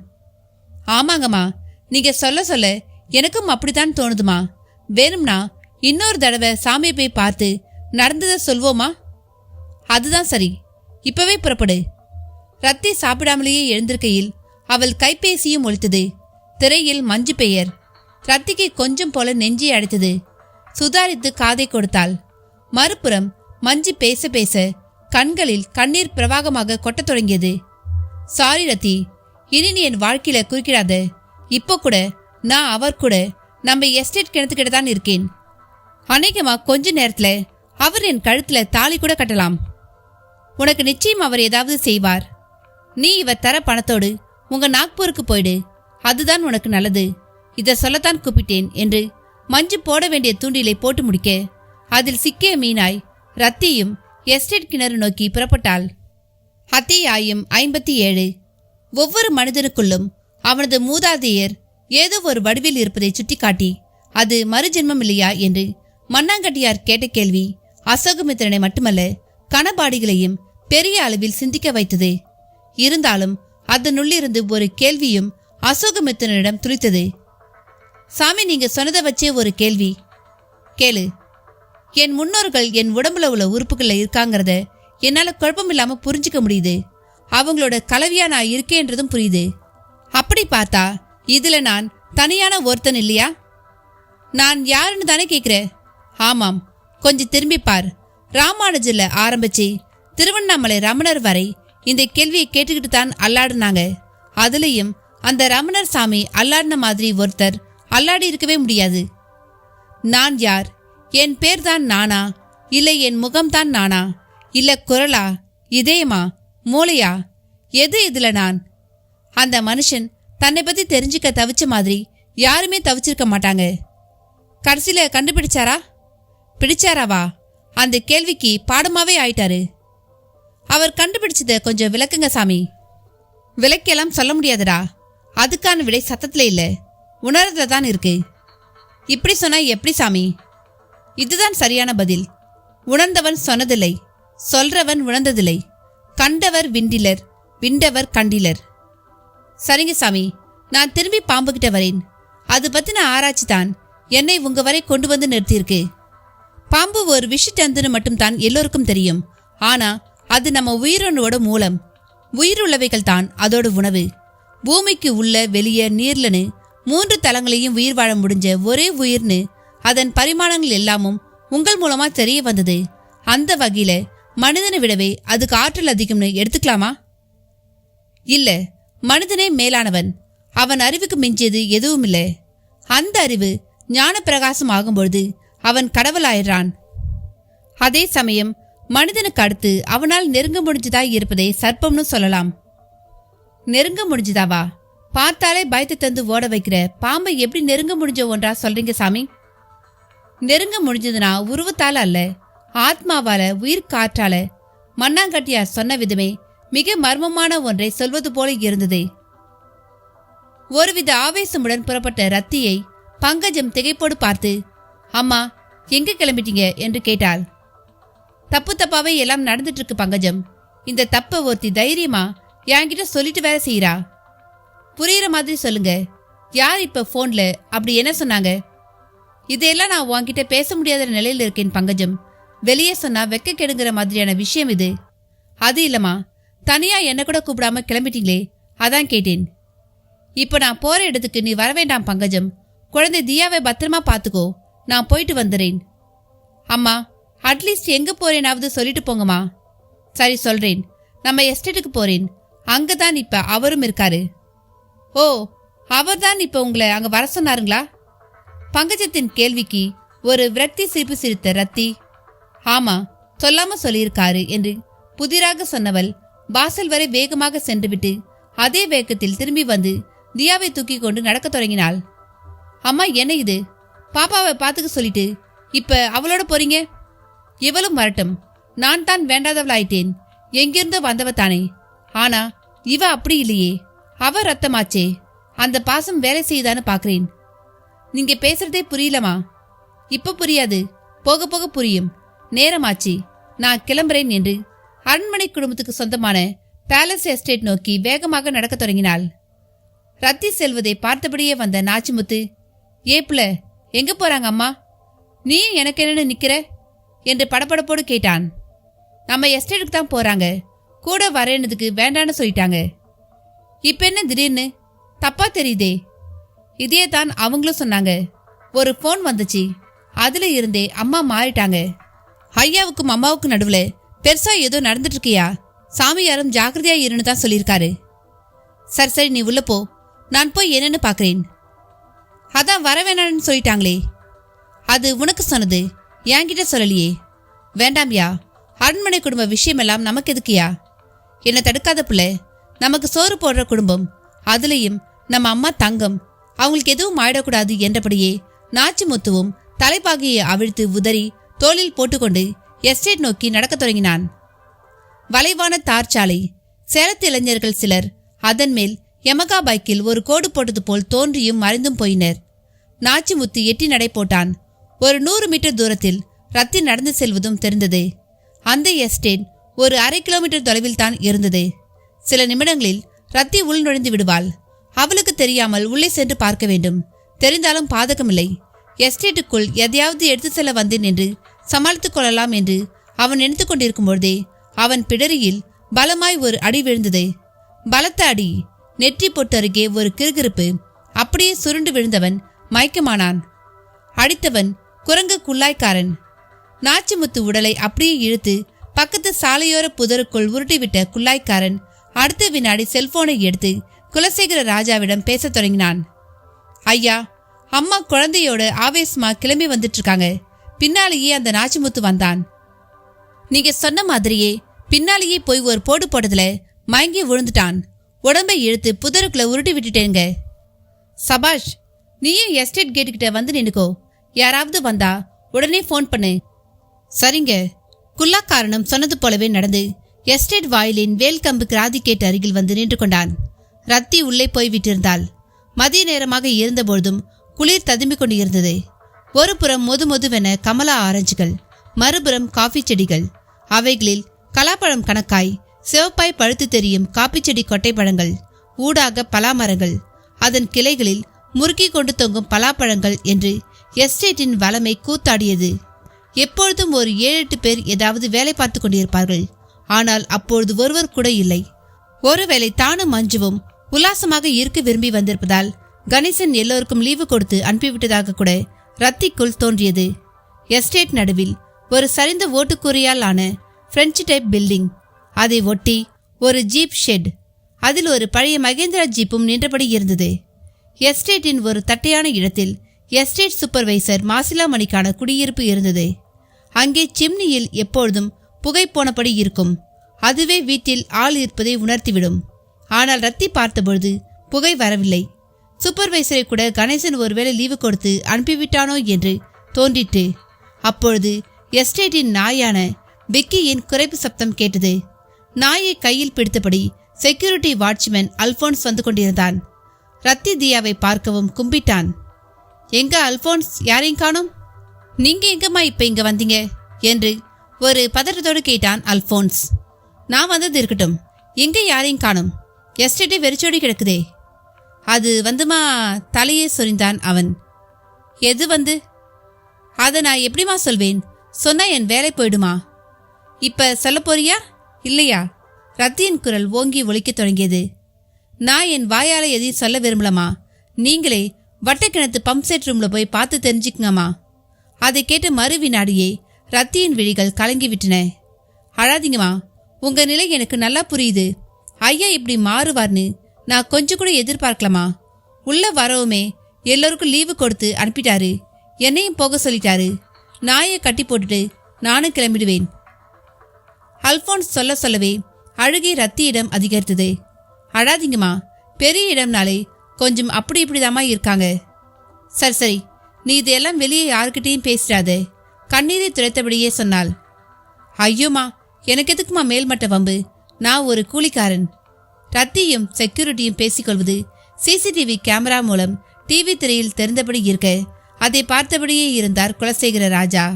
ரத்தியின் அழுகை பளிச்சென்று தெரிந்தது. ஆனால் அதுவே போதும் என்றும் தோன்றியது. ரத்தியும் பேசிவிட்டு கிணறு நோக்கி நடப்பதும் தொடர்ந்து தெரிந்தது. இடையில் செல்போன் அழைப்பு. அழைத்தது அல்போன்ஸ். குலசேகர ராஜாவும் கிணறு நோக்கி நடந்தபடியே பேசத் தொடங்கினார். எஜமான், நீங்க சொன்ன மாதிரியே சொன்னீங்க. கேட்கவும் குபுக்குன்னு அழுதுருச்சிங்க. அதுக்கு தாயா அப்படி சொல்ல சொன்னேன். ஆனா கிணத்துக்கிட்ட நம்ம சின்னவரோ உங்க பொண்ணோ இல்லைங்களே. அங்க இல்லையா? ஆனா சந்தோஷமா எங்க இருக்கணுமோ அங்க இருக்காங்க. அப்ப கிணத்துக்கிட்ட எதுக்கு போறாங்க? தற்கொலை பண்ணிக்குதான், வேற எதுக்கு? ஐயா, எஜமான் பதறாதையா. அவ சாகிறதுதான் எல்லோருக்கும் நல்லது. வேலைக்கார நாயான இவ்வளவு வருஷம் வாழ விட்டதே தப்புயா. இருந்தாலும் இதனால நம்ம குடும்பத்துக்கு கெட்ட பேர் வந்துடாதுங்களா? இவ கழுத்துல எப்ப கணேசராஜா தாலியை காட்டினானோ அப்பவே அது வந்துருச்சு. நீ இப்படியெல்லாம் என்கிட்ட வளவலன்னு எதையும் பேசக்கூடாது. நாளைக்கு ஒரு வேளை போலீஸ் விசாரணைன்னு வந்தா அப்ப தைரியமா சாட்சி சொல்லணும். சிசிடிவி ஃபுட்டேஜும் இருக்கு. ஐயோ, போலீஸ் எல்லாம் வருவாங்களா? அதெல்லாம் வரமாட்டாங்க ஐயா. வந்தாதான் என்ன இப்ப? அழுதுகிட்டே போனாங்கன்னு அதோடு நிறுத்திக்கோ. அழுதுகிட்டே போய் கிணத்துல குதிச்சு செத்துட்டான்னு அவங்களும் கேஸை முடிச்சிருவாங்க. பயமா இருக்குயா. 2 பங்கு சம்பளம், அதோடு குடியிருக்க வீடு. வேணுமா வேணாமா? வேணும்யா. அதெல்லாம் சும்மாவா கிடைக்கும்? தைரியமா இரு. நான் பேசினதும் யாருக்கும் தெரிஞ்சிடக்கூடாது. அதெல்லாம் முசிறே போனாலும் மூச்சு விட மாட்டேங்க. அல்போன்ஸ் சொல்ல அதை கேட்டபடியே நடந்ததில் கிணற்று பகுதியும் தெரிந்தது. அதன் வட்ட சுவரை ஒட்டி ரத்தியும் தோளில் தியாவை சுமந்தபடி நிற்பதும் தெரிந்தது. குலசேகர ராஜா ஒரு வெற்றி சிரிப்போடு நடப்பதில் வேகம் கூட்டிட இடையிட்டது செல்போன். காதுக்குள் மஞ்சு. அப்பா முடிஞ்சிடுச்சா? இனிமே தான். இன்னுமா முடிக்கல? அவ வந்து சேர வேண்டாமா? எல்லாரையும் வெளியே அனுப்பிட்டு நானும் ரெடியாக வேண்டாமா? சரி, அவ வந்துட்டால. வந்து கிணத்து திட்டுக்கிட்ட நின்றுட்டு இருக்கா. கவலையே படாது, 5 நிமிஷத்துல எல்லாம் முடிஞ்சிடும். நானும் வந்தது தெரியாம திரும்பிடுவேன். பாத்துப்பா, சொதப்பிட போகுது. நூல் பிடிச்ச மாதிரி எல்லாம் போய்கிட்டு இருக்கு. தற்கொலைதான்ற மாதிரி சாட்சியம் ரெடியாயிருக்கு. சரிப்பா, ஆல் தி பெஸ்ட். அப்புறம் மூர்த்தி உங்க கூட தான் இருக்கானா? இல்லை, நான் அவனை வச்சுக்கிட்டு இனி எதையும் செய்ய விரும்பல. அவனும் பயப்படுறான். நாளைக்கே போலீஸ் சந்தேகப்பட்டு டார்ச்சர் பண்ணா எல்லாத்தையும் சொல்லிடுவானுன்னு எனக்கு தோணுச்சு. அதான் கட் பண்ணிட்டேன். பேசியபடியே ரத்தி எதிரில் போய் நின்றான் குலசேகர ராஜா. சரிம்மா, காரியம் முடியவும் அப்புறமா பேசுறேன், இப்ப கட் பண்ணு என்று குலசேகர ராஜா ரத்தியை பார்த்தபடியே. எங்கம்மா இவ்வளவு தூரம்? அழுதிருக்க போலிருக்கே, மூஞ்சியெல்லாம் வீங்கிருக்கு என்று மிக கேஷுவலாக கேட்டார். ரத்தி அவரை பதிலுக்கு முறைப்போடு பார்த்தாள். என்னம்மா பேசாம முறைக்கிற? ஆமா, எங்க அவர்? இங்க என்ன நடக்குது? இனிதான் நடக்க போகுது, அதுக்கு தானே வந்திருக்கேன். என்ன சொல்றீங்க? சொல்றதா? அதுக்கெல்லாம் நேரம் இல்லை. சாப்பிட போயிருக்கிற எஸ்டேட் ஊழியக்காரங்க வர்றதுக்குள்ள நான் வந்த வேலையை முடிக்கிறேன். 1 குறி 2 குறின்னு 2ல் தப்பிட்டேன். ஆனா இப்ப தப்ப முடியாது. போய் சேரு என்றபடியே அவளை பிடித்து கிணற்றுக்குள் தள்ள குலசேகர ராஜா தயாரான பொழுது எங்கிருந்தோ பலமாக ஒரு கைத்தட்டல். அத்தியாயம் 58. ஒரு மனிதன் மிக நெருங்க முடிந்த ஒன்றாக பிற உயிரினங்களில் சர்ப்பங்களே முதலில் உள்ளன என்கிற மண்ணாங்கட்டியாரின் கருத்தும் நெருங்க முடிவது என்பதும் கூட உடம்பால் அல்ல உயிர்காற்றால் என்றும் கூறிய கருத்துக்கள் அசோகமித்திரனை கூர்ந்து பார்க்க வைத்தன. என்ன பாக்குற? உயிர் காத்துனா புரியலையா? உன் இறுதி மூச்சு காத்துதான் சொன்னேன். காத்து நின்னு போகுது, உடனே இதயமும் நின்றுடுது, ரத்த ஓட்டமும் நின்றுடுது, அவ்வளோதான். மற்ற பூதங்கள் தொடர்பு விட்டு போய் உடம்பு பிணமாயிடுது. பணம்னா மதிப்புள்ளதுன்னு அர்த்தம். அந்த பணத்துக்கு கொம்பு முளைச்சா பிணம். ஒரு மதிப்பும் இனி அதுக்கு கிடையாதுன்னு அர்த்தம். உடம்பு பிணமாக முதல் காரணம் உயிர் காத்துதான். இந்த காத்தோட அளவு ஒரு கட்டை விரல் நகமளவுன்னு கண்டுபிடிச்சவன் நசிகேசன்.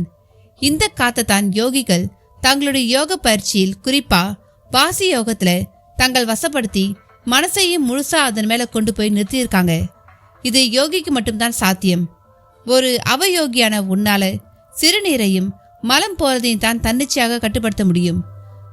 யோகிகள் உடம்புல சகல பாகத்தையும் கட்டுப்படுத்துவாங்க. அப்படி எல்லோராலையும் கட்டுப்படுத்த முடியாது. எப்படி எத்தனை கோடி பேர் ஒரு தேசத்துல இருந்தாலும் ஒருத்தரால் மட்டும்தான் ஜனாதிபதி ஆக முடியுமோ அப்படித்தான் இதுவும். தன் உடம்பு புரியவும் ஒரு விதி வேணும். நான் முன்பே சொன்னது போல ஒவ்வொரு உடம்புலையும் 28 பாட்டன் பாட்டிமார் தொடர்புகள் இருக்கு. அவங்க பாவ புண்ணியங்களும் அந்த உடம்புல தான் இருக்கு. எல்லா கணக்கையும் தீர்த்து முடிச்சாதான் உன் உடம்பு உனக்குன்னு ஆகும். எல்லோர் கர்மங்களும் தீர்ந்துட்டாலே யோக முயற்சிகள் தானா வந்துடும். அப்படி முயற்சி செய்து உடம்ப தன் கட்டுப்பாட்டுக்குள்ள முழுமையா கொண்டு வந்துட்டா அந்த உடம்போட உயிரை யமனால கூட எடுக்க முடியாது. அந்த உயிரை எந்த யோகியும் இந்த பிரபஞ்சத்துல கலக்க விட மாட்டாங்க. உயிரை விடுபவன் உன்னை போல அவயோகி. உயிரை தனக்குள்ளேயே அடக்கிக் கொள்பவன் தான் சித்த யோகி. இந்த யோகி நினைச்சா அந்த கட்டை விரல் நகமளவு உயிர் காத்த உடம்புக்குள்ள இருந்து பிரிச்சு ஒரு செத்த பாம்போட உடம்புக்குள்ள புகுத்தி அதை உயிர்ப்பிச்சு இயக்க முடியும். இதைத்தான் கூடு விட்டு கூடு பாய்தல்னு சொல்றோம். இதை உங்க விஞ்ஞான உலகம் நம்ப முடியாத சாத்தியமில்லாத கற்பனைன்னு சொல்லும். அது அப்படி சொல்ல வேண்டும் என்பதுதான் எங்களை போன்றவங்க விருப்பமும். விஞ்ஞானிகள் இதை ஏத்துக்கிட்டா அணுகுண்ட கண்டுபிடிச்ச மாதிரி ஒரு நாள் இல்ல ஒரு நாள் இதுகிட்டையும் நெருங்கி கூடு விட்டு கூடு பாயறதையும் ஆகாய விமானம் ராக்கெட் மாதிரி சாதாரணமாக்கிடுவாங்க.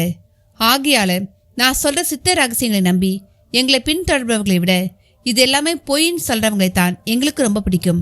மண்ணாங்கட்டியார் மழை போல பொழிந்து முடித்தார். சாமி, ஒரு உடம்புக்குள்ள 28 பாட்டன் பாட்டிமார் இருக்காங்கிற விஷயம் எனக்கு வியப்பை தருது. அவங்க பாவ புண்ணிய கணக்கும் கூட இருக்குங்கிறது இன்னும் வியப்பு தருது. இதனால தான் நாம பார்க்க மகாத்மா வாழற ஒருத்தன் கூட கஷ்டப்படுறான், அயோக்கியத்தனம் பண்றவனும் நல்லா இருக்கான். எல்லாமே பூர்வ கணக்கு.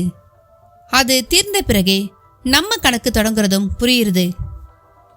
அடுத்து உயிர்காத்து பத்தி சொன்னீங்க.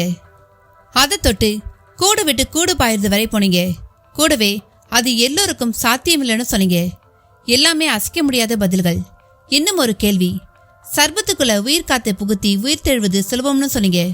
அப்படித்தான் நீங்க கோவிலுக்கு வந்து பூஜை செய்தீர்களா? ஆமாம். ஏன் உங்க இந்த உருவத்திலே வந்து வழிபடலாமே, எதுக்கு பாம்பு வடிவம்? நான் நாகவம்சத்தோட மிச்சம். என் மூலம் அது நாகவம்சமா? ஆமாம். கந்தர்வம், யட்சம், கிண்ணரம், கிம்புருடம், தேவம், அசுரம், நாகம்னு மனிதர்களும் 7 இனங்களா படைக்கப்பட்டிருக்காங்க. இதுல நாகர்களுக்கு மட்டும் இந்த பூமியோட தொடர்பு இருந்தது. பூமியில இவர்களுக்கான இடம் பாதாள லோகம். இப்ப இது எங்க இருக்குன்னு கேட்கலாம். காலத்தால எவ்வளவோ மாற்றங்கள். கடல் வற்றி பாலைவனமாச்சு. அந்த கடலில் வாழ்ந்த மீன்கள், திமிங்கலங்கள் புதஞ்சி ரசாயன மாற்றம் உண்டாகி பெட்ரோல் திரவம் உண்டாச்சு. காவிரி கூட தொடக்கத்துல பெரும் பள்ளம் என்ற இடத்துல பாதாள குழிக்குள் விழுந்து பாதாள நதியாத்தான் இருந்தா. ஏரக்கண்டர் என்ற முனிவரால் அந்த நதி பள்ளத்துல விழுந்தது போய் நிலமீசை நடந்து இப்ப பூம்புகார்ல கலக்குது. அன்னைக்கு பெரும் பள்ளத்துல விழுந்து மறைஞ்ச பாதாள நதி தான் இப்ப நெய்வேலி நிலக்கரி சுரங்கமா கிடைச்சிருக்கு. இப்படி திரும்பி பார்த்தா எவ்வளவோ மாற்றங்கள். அதுல பாதாள லோகம் அழிஞ்சி மண் மூடி போனது. ஆனா நாகவம்ச சந்ததி மட்டும் ஒரு சிறு இனமா ஆங்காங்கே மிச்சம் இருக்கு. சிலருக்கு தாங்கள் அந்த வம்ச தொடர்ச்சினை கூட தெரியாது. ஆனா நான் அதை தெரிஞ்ச ஒருத்தன். அப்படின்னா உங்களுக்கும் எங்களுக்கும் ஏதாவது வேற்றுமை இருக்கணுமே? உண்டு. எங்கள யாருக்கும் குண்டு சரீரமே இருக்காது.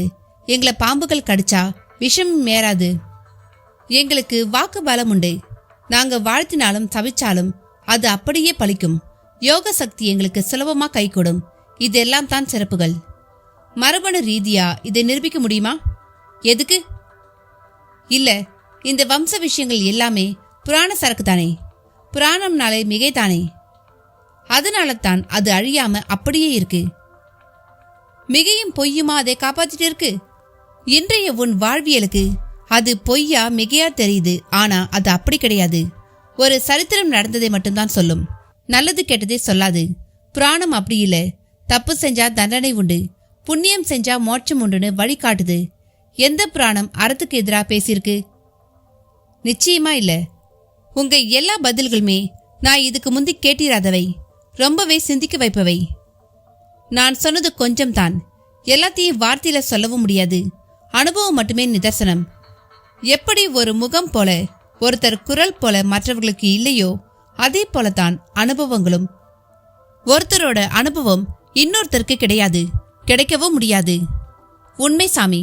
என் நாகேந்திரன் நல்லூர் அனுபவங்களை நான் வெளியே சொன்னா கூட யாரும் நம்ப மாட்டாங்க. ஏன் சொல்லணும்? சொல்லாத. யாருக்கிட்ட இருந்தும் உனக்கு எந்த சான்றிதழும் தேவையில்லை. தாயும் பிள்ளையும் ஒன்னாய் இருந்தாலும் வாயும் வயிறும் வேறதான். உனக்காக நான் சாப்பிட்டு உன் பசியாராது. உன்னை நீதான் உணரணும். ஒரு குரு அதுக்கு உதவிதான் செய்வார். உனக்கு செய்திருக்கேன். போ, இந்த சம்பவங்களை அசை போடு. உன்னை உனக்குள்ள தேடு. நான் கொடுத்த யோக சக்தியை நான் திரும்பி எடுத்துக்க போறதில்ல. உனக்கு நான் பூர்வ ஜென்மத்துல கடன் பட்டிருந்தேன். அதை இப்ப அடிச்சிட்டேன். புறப்படு. அளவான ஆசைகள் யோக வாழ்க்கைன்னு சந்தோஷமாயிரு. மண்ணாங்கட்டியார் கைகளை உயர்த்தி ஆசிர்வதித்தார். அதுவே இனி உன்னோடு நான் பேச ஏதுமில்லை என்று சொல்லாமல் சொன்னது. அசோகமித்திரனும் புறப்பட்டார். கணபாடிகளுக்கும் அசோகமித்திரனால் ஒரு தெளிவு. இருவரும் மௌனமாக நடந்து வயல் பரப்பு கடந்து ஊருக்குள் நுழைந்த பொழுது சாலையோரமாக மதிலை ஒட்டி ஒரு சர்ப்பம் ஊர்ந்து கொண்டு இருந்தது.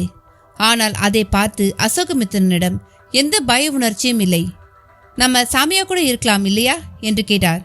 கணபாடிகள் ஆமோதித்தார். அப்பொழுது கோவில் மணி சப்தமும் ஒலித்து அடங்கியது. கணபாடிகளே, உங்க உதவியை ஒருபொழுது மறக்க மாட்டேன். உங்களால் என் வாழ்வே மாறிப்போச்சு என்றார் அசோகமித்திரன். உங்களால எனக்குள்ளையும் பல தெளிவுகள். மண்ணாங்கட்டியார் சொன்ன மாதிரி அளவான ஆசைகள் யோக வாழ்க்கைன்னு வாழ முயற்சிப்போம் என்றார். ஆமோதிப்பாய் திரும்பவும் கோவில் மணி ஒலித்து அடங்கியது. அந்த கைத்தட்டல் சப்தம் குலசேகர ராஜாவை திகைத்து வைத்து யார் என்றும் பார்க்க வைத்தது. கிணற்றின் நேர் எதிர் திசையில் கணேசன் தான் நின்று கைத்தட்டி கொண்டிருந்தான். கணேசனை எதிர்பார்த்திராத அதிர்ச்சியில் குலசேகர ராஜாவிடமும் பலத்த தடுமாற்றம். என்ன மாமா, ஷாக் ஆயிட்டீங்க? கமான், 2 பேரையும் பிடிச்சு தள்ளுங்க. குயிக். அந்த அழகான காட்சியை செல்போன்லயும் நான் படம் பிடிச்சுக்கிறேன் என்று செல்போனை எடுத்து ஆன் செய்தான். அவன் சொன்ன விதம், அந்த தொனி என்று எல்லாவற்றிலும் ஒரு பெருமாற்றம். குலசேகர ராஜா திருவென முழிக்கத் தொடங்கிற குழந்தை தியா ரத்தியிடமிருந்து இறங்கி டாடி என்று கணேசனை நோக்கி ஓடினாள். ரத்திக்கும் கணேசனை பார்க்கவும் ஒரு தெம்பு, கூடவே குழப்பமும். தியாவை தொடர்ந்து அவளும் ஓடி அவனை நெருங்கி நின்றாள். கணேசன் தியாவை வேகமாக தூக்கி கொண்டான். அப்படியே மறு கையால் ரத்தியையும் நெருக்கமாக அழைத்து அப்படியே தோளோடு சேர்த்து அணைத்து கொண்டான். அந்த நிலையில் எதிரில் இருந்த குலசேகர ராஜாவை பார்த்தான். அவர் விழிகளிலோ பெரும் விரிவு. என்ன மாமா, என்னை இப்ப நீங்க கொஞ்சம் கூட எதிர்பார்க்கல? அதை விட அதிர்ச்சி இதோ இந்த காட்சி தான். ஆமாம் தானே மாப்ள? நோ, அப்படியெல்லாம் என்னை நீங்க இனி கூப்பிடக்கூடாது. நான் ரத்தி அப்பாவுக்கு மட்டும்தான் மாப்ள, உங்க வரையில மருமகன். இனி அந்த உறவுக்கும் இடம் கிடையாது. மாப்ள, இப்பதானே அப்படி கூப்பிடாதீங்கன்னு சொன்னேன். இல்ல, நான் சொல்ல வந்தது என்னன்னா, அதான் அழகா சொல்லிட்டீங்களே, 1 குறி 2 குறின்னு தப்பிட்ட, இது 3வது குறி, தப்பிக்க முடியாதுன்னு சொன்னீங்களே. என் பொண்டாட்டி மேல உங்களுக்கு எவ்வளோ குரோதம்? கணேசன் நினைக்கிற கணேசராஜா பேசிக்கொண்டு அந்த கிணற்று பரப்பை விட்டு விலகி அருகில் இருந்த பலாமரத்தடிக்கு போய் நின்றான். ரத்தி முகத்தில் அவன் பேச்சால் ஒரு புத்தொளி. என்ன ரத்தி, உன்னை நான் ரொம்பவே அழ விட்டுட்டேனா என்று அவளை பார்த்து கேட்டான். அவளுக்கும் சற்று திகைப்பாதான் இருந்தது. சாரி ரத்தி, சில உண்மைகளை கண்டுபிடிக்க நான் பல மாதிரி நடிக்க வேண்டியதா போச்சு. அப்படி நடிக்க போய்தான் இதோ இவரை இப்ப கையங்களவுமா சொல்வாங்களே அப்படி பிடிக்கவும் முடிஞ்சுது. கணேசன் குலசேகர ராஜாவுக்கும் சேர்த்து பதிலை சொன்னான். அவர் ஓடிவிடலாமா இல்ல நின்று கேட்போமா என்கிற 2 கட்டாம் தவிப்பில் இருந்தார். பயப்படாதீங்க மாமா, உங்க கொலை முயற்சிக்காக நான் போலீஸ்க்கு போய் கம்ப்ளைண்ட் எல்லாம் கொடுக்க மாட்டேன். என்ன இருந்தாலும் நீங்க என் தாய் மாமா, அதுலயும் சேலத்திலேயே பெரிய குடும்பமான அரண்மனை குடும்ப பிரதிநிதி வேற. இதெல்லாம் வெளியே தெரிஞ்சா ஜனங்களும் காரியில துப்புவாங்க. அதனால நான் உங்களை ஒன்றும் பண்ண மாட்டேன். அதே சமயம் இனி என் வாழ்க்கையில உங்களுக்கோ உங்க குடும்பத்துக்கோ எந்த இடமும் கிடையாது. பணத்திமிரு, ஜாதி வெறி, அந்தஸ்து, காசுன்னு எல்லாமே உங்களை ஆட்டி வச்சிருக்கு. அதுதான் காதலிச்சு கல்யாணம் பண்ணி 6 வருஷம் வாழ்ந்துட்ட பிறகும் என்னை எப்படியாவது உங்க மாப்பிள்ளையாக்கி என்ன வேலமோ பண்ணவும் வச்சிருக்கு. இந்த விஷயத்துல உங்க மனைவியும் மகளும் உங்களையே ஜெயிச்சிட்டாங்க. தாய் 8 அடினா குட்டி 16 அடின்னு உங்க பொண்ணு நடுராத்திரியில என் கழுத்துல தாலிய கட்டுடான்றா. அடேப்பா, என்ன ஒரு சுயநலம், என்ன ஒரு வெறி. இப்படி ஒரு குடும்பம் என் பங்களாவில் எங்க கூடவே இருந்திருந்தும் அது தெரியாமலேயே நான் இருந்துட்டேன். ஆனா நான் எல்லாத்தையும் எப்ப தெரிஞ்சுக்கிட்டேன் தெரியுமா? கணேசன் முக்கியமான கேள்வியை கேட்டுவிட்டு குலசேகரரை பார்த்தான். அவரும் எப்பொழுது என்பது போல பார்த்தார். அதுக்கு முந்தி நீங்க ஒரு உண்மையை தெரிஞ்சுக்கணும். மூர்த்தி உண்மையில உங்க அல்லக்கை இல்ல, அவன் என்னோட பிஏ. அதிர்ச்சியா இருக்குல்ல? மூர்த்தியை தொட்டு முடிக்கவும் மூர்த்தி அங்கே ஒரு இடத்திலிருந்து வெளிப்பட்டு கணேசன் அருகில் வந்து நின்றான். அங்கே மூர்த்தியை கணேசனாளாக உணரவும் குலசேகரருக்கு யானை ஒன்று அவரை நசுக்கிக் கொண்டு முதுகின் மேல் ஏறி சென்றது போல் இருந்தது. இதை நீங்க எதிர்பார்த்திருக்க மாட்டீங்கன்னு எனக்கு நல்லா தெரியும். ரத்தி ஒரு நாள் தன்னை யாரோ கொலை செய்ய முயற்சி செய்யறாங்கன்னு சொல்லி என்கிட்ட வருத்தப்பட்டா. என்னையும் ஜாக்கிரதையா இருக்க சொன்னா. நான் அவ எதிரில் எதையுமே காட்டிக்கல. ஆனா அப்பவே நான் சுதாரிச்சிட்டேன். நீங்களோ இதுக்கு பின்னால அருணாச்சலம் எம்பி இருக்கிறதா சொன்னீங்க. அதை கன்ஃபார்ம் பண்ணிக்க கிரைம் பிரான்ச் இன்ஸ்பெக்டர் விக்டர் ராஜை வர சொல்லி பேசினேன். அவர் மூலமா அருணாச்சலம் ஒரு கிரிமினல்னு தெரிய வந்தது. நான் ஒரு பக்கம் அருணாச்சலம் பத்தி ஆராயவும் அருணாச்சலமும் வின்சென்ட் என்கிற ஒரு டிடெக்டிவ் ஏஜென்ட் மூலமா ஒரு ஸ்பையை நம்ம பங்களாவுக்கே அனுப்பி வச்சு நம்ம ஒட்டுமொத்த குடும்பத்தையுமே உளவு பார்க்க தொடங்கிட்டான். ஒரு நாள் அவன் செல்போன்ல வின்சென்ட்டுக்கு தகவல் கொடுக்கும்பொழுது யதார்த்தமா நான் பார்த்துட்டேன். அப்புறமா அவனை தள்ளிக்கிட்டு போய் வெளுக்கவும் அது அருணாச்சலம் ஏற்பாடுன்னு தெரிஞ்சுது. அப்ப விக்டர் ராஜும் நீங்களும் கிரிமினல் வேலை பார்க்கறதா தெரியுதுன்னு சொன்னார். உடனே மூர்த்தியை பிடிச்சு உண்மையை சொல்ல சொன்னப்ப மூர்த்தி எல்லாத்தையும் சொல்லிட்டான். என் பக்கமும் சாஞ்சிட்டான். நானும் அவனை அப்படியே நடிக்கவும் சொன்னேன். அப்பதான் எனக்கு வசிய மருந்து கொடுக்கிற பெரிய முயற்சியில நீங்க இறங்கி இருந்தீங்க. நீங்க எது வரையில போறீங்கன்னு பார்க்க விரும்பி அதை சாப்பிட்டேன். அதுக்குள்ள இருந்த மருந்த உங்க யாருக்கும் தெரியாம துப்பிட்டேன். என் சொத்துக்காகவும் உறவுக்காகவும் நீங்க இப்படி வசிய மருந்துக்காரன் வரை போனதெல்லாம் ரொம்ப கேவலமாமா. கொஞ்சம் கூட பகுத்தறிவில்லாம அவனுக்கு 20 கோடி வரை தர சம்மதிச்சதும் அப்புறம் அவனையே கொல்ல விரும்பினதெல்லாம் உச்சக்கட்ட குரூரம். பை த பை, அந்த 3 பேரும் இப்ப எங்க இருக்காங்க தெரியுமா? கணேசன் கேட்ட தோணியே அவர்கள் அவன் கஸ்டடியில் இருப்பதை சொல்லிவிட்டதே.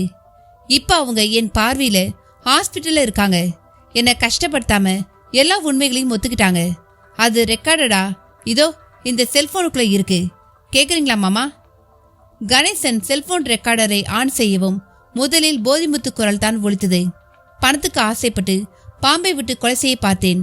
ஆனா அப்படி செய்ய சொன்னவனையே ஏன் பாம்பு கோத்தி தண்டனை கொடுத்துச்சு? அதை பார்த்து நான் திருந்தல. ஜல்லி மூலமா மாரப்ப வாத்தியார் வரை போய் இதோ இப்ப கை உடைஞ்சு இங்க கிடக்கிறேன். நல்ல வேலை என்னால எந்த உசுரும் போகல என்ற போதிமுத்துவை ஜல்லி திறந்தான். பணம் என்னை என்ன வேலமோ செய்ய வச்சிருச்சே. மாரப்ப வாத்திங்கிற சக்தி கூட இருந்ததும் ஒரு காரணம். ஆனா வாத்தி ஒரு அரைக்குறைங்கிறது போக போகத்தான் தெரிஞ்சுது. அவர் வரையில மந்திரம் கால் மதி முக்கால். அவர் வசிய மருந்துன்னு கொடுத்ததும் சாணி உருண்டைகளை தான். ஆனா மந்திர சாஸ்திரத்தை கரைச்சி குடிச்சவர் மாதிரி எங்க எதிரில் உடுமை பிடிப்பார். ஓனானை கட்டி தொங்க விட்டு அதோட ரத்தத்தை எடுப்பார். எல்லாமே கேப் மாரித்தனம். ஜல்லி முடிக்க மாரப்ப வாத்தி திறந்தார். ஆமாம், கேப் மாரித்தனம்தான். இந்த உலகம் உண்மையா உழைக்கிற யாரை மதிச்சிருக்கு? அதான் நான் 3ஆம் வித்தைக்காரனா மாறிட்டேன். அதே சமயம் எனக்கும் சில வித்தைங்க தெரியும். ஆனா அது கண்கட்டு. ஆளுக்கு தகுந்த மாதிரி நடந்துக்குவேன்.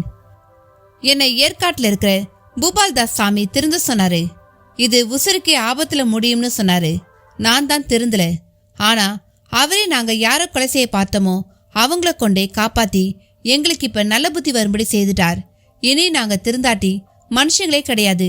எங்க 3 பேருக்கும் ஏற்காட்டிலேயே ஐயா ஒரு வேலை போட்டு கொடுத்தா காலத்துக்கு நாங்க நன்றியோடு இருப்போம். இப்படி மூவரும் பேசி முடிக்க தலையில் பட்ட அடிக்கி கட்டுப்போட்ட நிலையில் நாச்சிமுத்துவும் அங்கு வந்து நின்றான்.